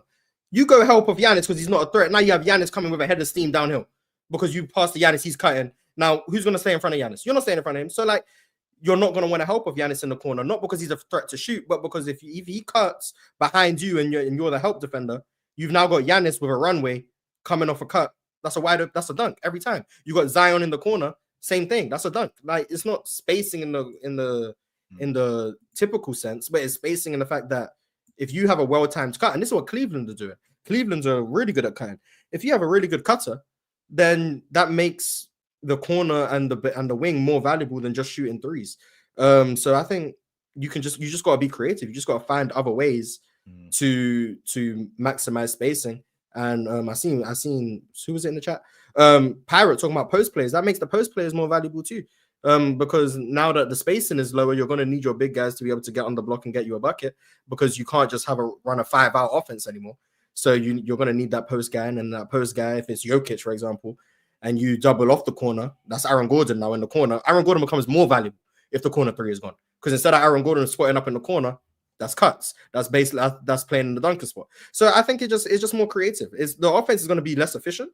Defense is going to be better, but offense is going to be more creative. It's going to be less one-dimensional. And I think today the offense isn't one-dimensional, but I think it's more one-dimensional than it probably has been, which I think people don't seem to like. So that would be my one change. I would experiment. If it doesn't work in the G League, and there's the reason it might not work is because the talent isn't that great in the G League. But if it doesn't work in the G League, then I'd maybe think twice. But I would at least try it. Adam Silver would never go for it. Yeah, he won't. But I would try it. If it was my NBA, I would try it. But few more super chats, and we got 9 minutes before we get out of here. J Dot said we need an intermission. Kendrick dropped an album. Yeah, we don't care. Well, I don't care. I care about NBA basketball. That's what I care about. Gondek V2 said Mars sold me lemons and glitter with the Rockets. I fear. First of all, Chilltown was the one selling the Rocket stock. I wasn't. I wasn't with Chill. Chill was the one saying top 5 seed. I wasn't even with him. Chill was higher on my team than I am. He wasn't buying it. Mars was not buying it. I would say Mars, if we're in the play and I'm happy, that's what I want. Yeah. Mars actually said, "I'm here for it, Chill. I don't know what you see, but I'm here for it." Mars, Mars was not having it. Yeah, I was the one pushing it. Yeah, I was the one pushing the Rockets. Yeah, so don't blame. If you mad at the Rocket stock, be mad at him, not me. But if you like the Rocket stock, give him the credit, not me, because it ain't got nothing to do with me. Football breakdown. The first time he sent a super chat, not hating. You remove LeBron's name from his stats. He's top 5. Yeah, I mean, you look at LeBron's basketball reference page. I don't think there's an argument. Top 5. Like if I just read it off: 20-time All-Star, 1 scoring championship, 1-time assist champion, 4-time NBA champion, 4-time Finals MVP, 20 All NBA teams, 6 All Defensive teams, 4 MVPs. Like that's pretty good. Then you add in 40,000 points, all-time regular season scorer, 9,000 playoff points, all-time playoff scorer, all-time leader in finals points, I believe, or second to Jerry West. Like, yeah, he top 5. If he means this season, yeah, he lost his mind. MP13 talking about Rudy Gobert. He said, "Chill, you gotta give it up, man. He has no hand-eye coordination. 1 point in 4 possessions is miserable efficiency, and when he does catch the ball, he takes too long to commit to any action." Yeah, I don't know what it is with you and Rudy Gobert offense. I don't know why. It's just not good. It's not Rudy Gobert's offense. It's the big guy around the rim. That's what it is more than anything with me. It could be Rudy, anybody, any big guy that's around the rim that I can drop the ball into and he could score it more times than not. I'm going to give him the ball. I'm going to give him the ball. Now, it's obvious watching Minnesota, they don't trust him nearly as much. They don't. Because if they did, they would give him the ball way more. than they do, but they don't trust him nearly as much. No. Would you trust him if he was your teammate? You trust him? I would give him the ball, but I would get on his case when he fumbled. Yes, I would. Okay. 100%. Kent Lipscomb Jr. said, "Respect Castle, Rookie of the Year. Go Spurs, go." Good. Yeah, he definitely not really the Rookie good. of the Year though, but he does look good. Alan R said, "LaMelo is an elite clip farmer, and basically he makes like the tough shots that go viral and stuff." Yeah, he's a hoop mixtape type of guy in terms of. Is that who he is? He's more effective than just a highlight player, but like his highlights definitely like I think make him look better than he probably is. Someone said just make corner threes worth 2. That's what I'm saying. It's the same thing. Why would you have the 3-point line if it was worth 2? Yeah, take it out. That's the same thing. Yeah, there's no reason. We're gonna have the line and say it's still worth 2. Just remove the line. What? That doesn't make any sense. It's kind of like what the NBA did years ago when you got fouled at the 3-point line and you only got shoot 2 free throws. Yeah, that was ridiculous. What the hell changed we it doing to that like for? 1990, I think, something like that. Yeah. It was That's like ridiculous. it was in the early 90s when they changed it. Like, Yeah, why are you only getting 2 free throws when you got fouled at the 3-point line? The shot is worth 3. Why am I only getting 2 points for it? There used to be a time where every time you got fouled, you used to get free throws as well. That was crazy. Like back in the 70s. I remember watching 70s games and like Wilt Chamberlain got fouled in the first 5 seconds of the game and he got free throws. I was like, this is stupid. But the rules change all the time. It's too drastic of a change. Removing a line is too drastic. Okay, never mind. MP13. Embiid is questionable for tonight's game. How many losses do they need to get to before they just shut him down for the season? Because 5-20 is realistic for them at this point. It is. I don't think 5-20 is real. I don't think that's ridiculous. I mean, considering with 2-11, so that means for every 2-12. 2-12. I'm sorry. So they played 14 games and they've only won 2. That means that that means they lose in 90% of their games. So for every that's awful. This is terrible. I can't. We're gonna turn it around. We're gonna turn it around. Don't worry, we're gonna turn it around. We go on a little 5-game winning streak. All of a sudden, we're like, Philly is back. Yeah, we'll be fine. We'll be fine. Philly is back. No name said Mars tell chill Duran's defensive rating this season. I watched him yesterday. He's not good defensively. He's just. I watched him yesterday, and I didn't like what I saw. I didn't. I saw he looked slow. He looked robotic. He kind of looked lost on a couple of defensive plays. So it bothers me because he was a good defender at Memphis. So I don't know what happened. Yeah, I don't know what happened, but whatever. And I was expecting him to be a better defender coming into this season. I was expecting him to be a better defender coming into this season. He wasn't. Yeah, I'm running out of patience. I'm gonna be honest.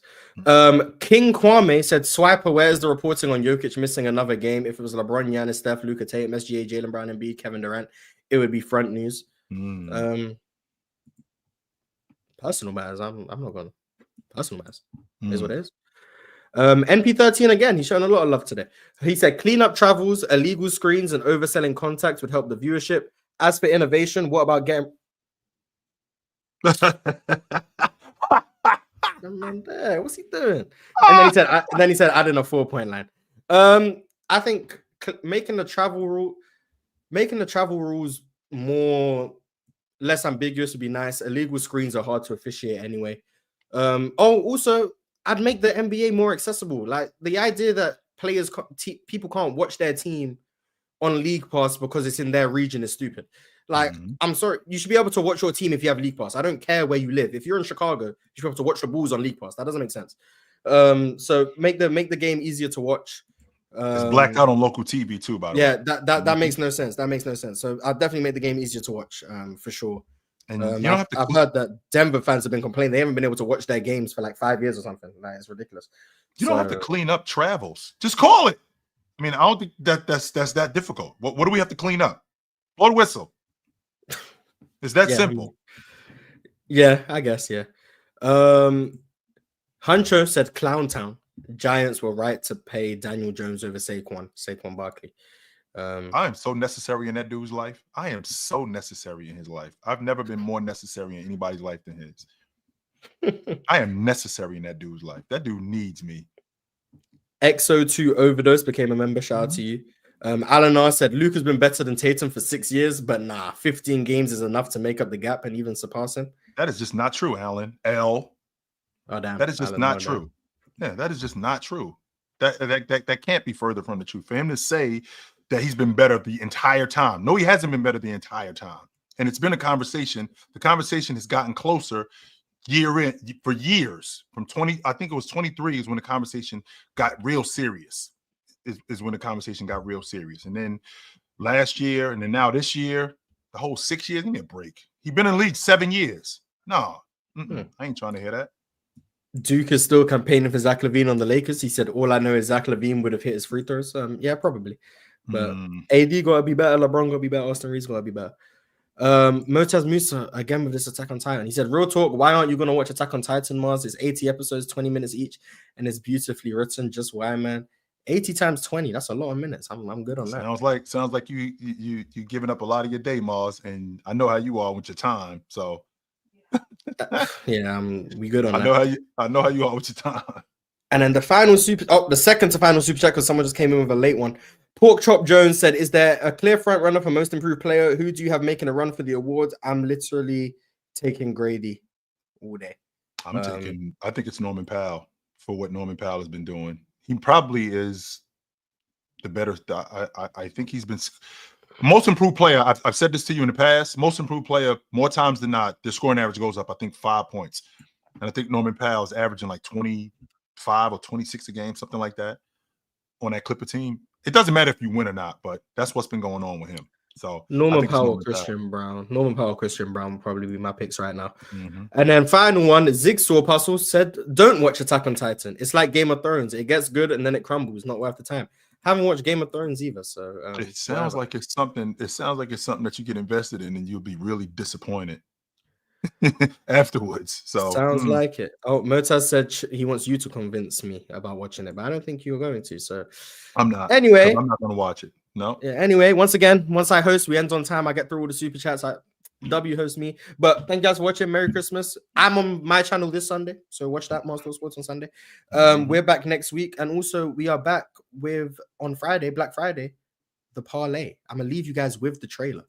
So watch that on your way out. But thank you guys for watching. Merry Christmas, Happy New Year. So let me argue with both of them. Go ahead and do it. So even though, listen. So even though last year in the fourth quarter. Am I arguing two people or one person? I'm trying to figure out how to work. Hold on, real quick. Stay right here. I saw Shaq in the fourth quarter against the defensive player of the year, Dikembe Mutombo, dominate him throughout that series. How old was Dikembe Mutombo? What was Kobe when he was on? He was a high school player who we didn't know. When they went to the finals and won, what was Kobe? Was he an All-NBA level player? When they went to, he was an All-NBA level player. Yes, he was. And so was Jamal Murray. No, he wasn't. So LeBron says year 3 he's an All-NBA, right? And in year 22 he's All-NBA. And that doesn't mean that he's technology. That doesn't mean that he's still playing. Why didn't Kareem do that? Why didn't Kareem do that?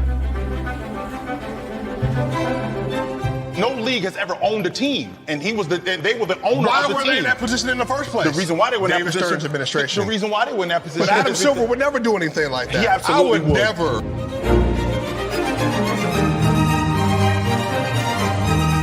LeBron James makes an appearance and you're irrelevant. What does that mean? What do you mean? What does that mean? Irrelevant. All of a sudden, I step on the court, you're irrelevant again. And why is that? Because I'm better than you. You wasn't better than me throughout the season.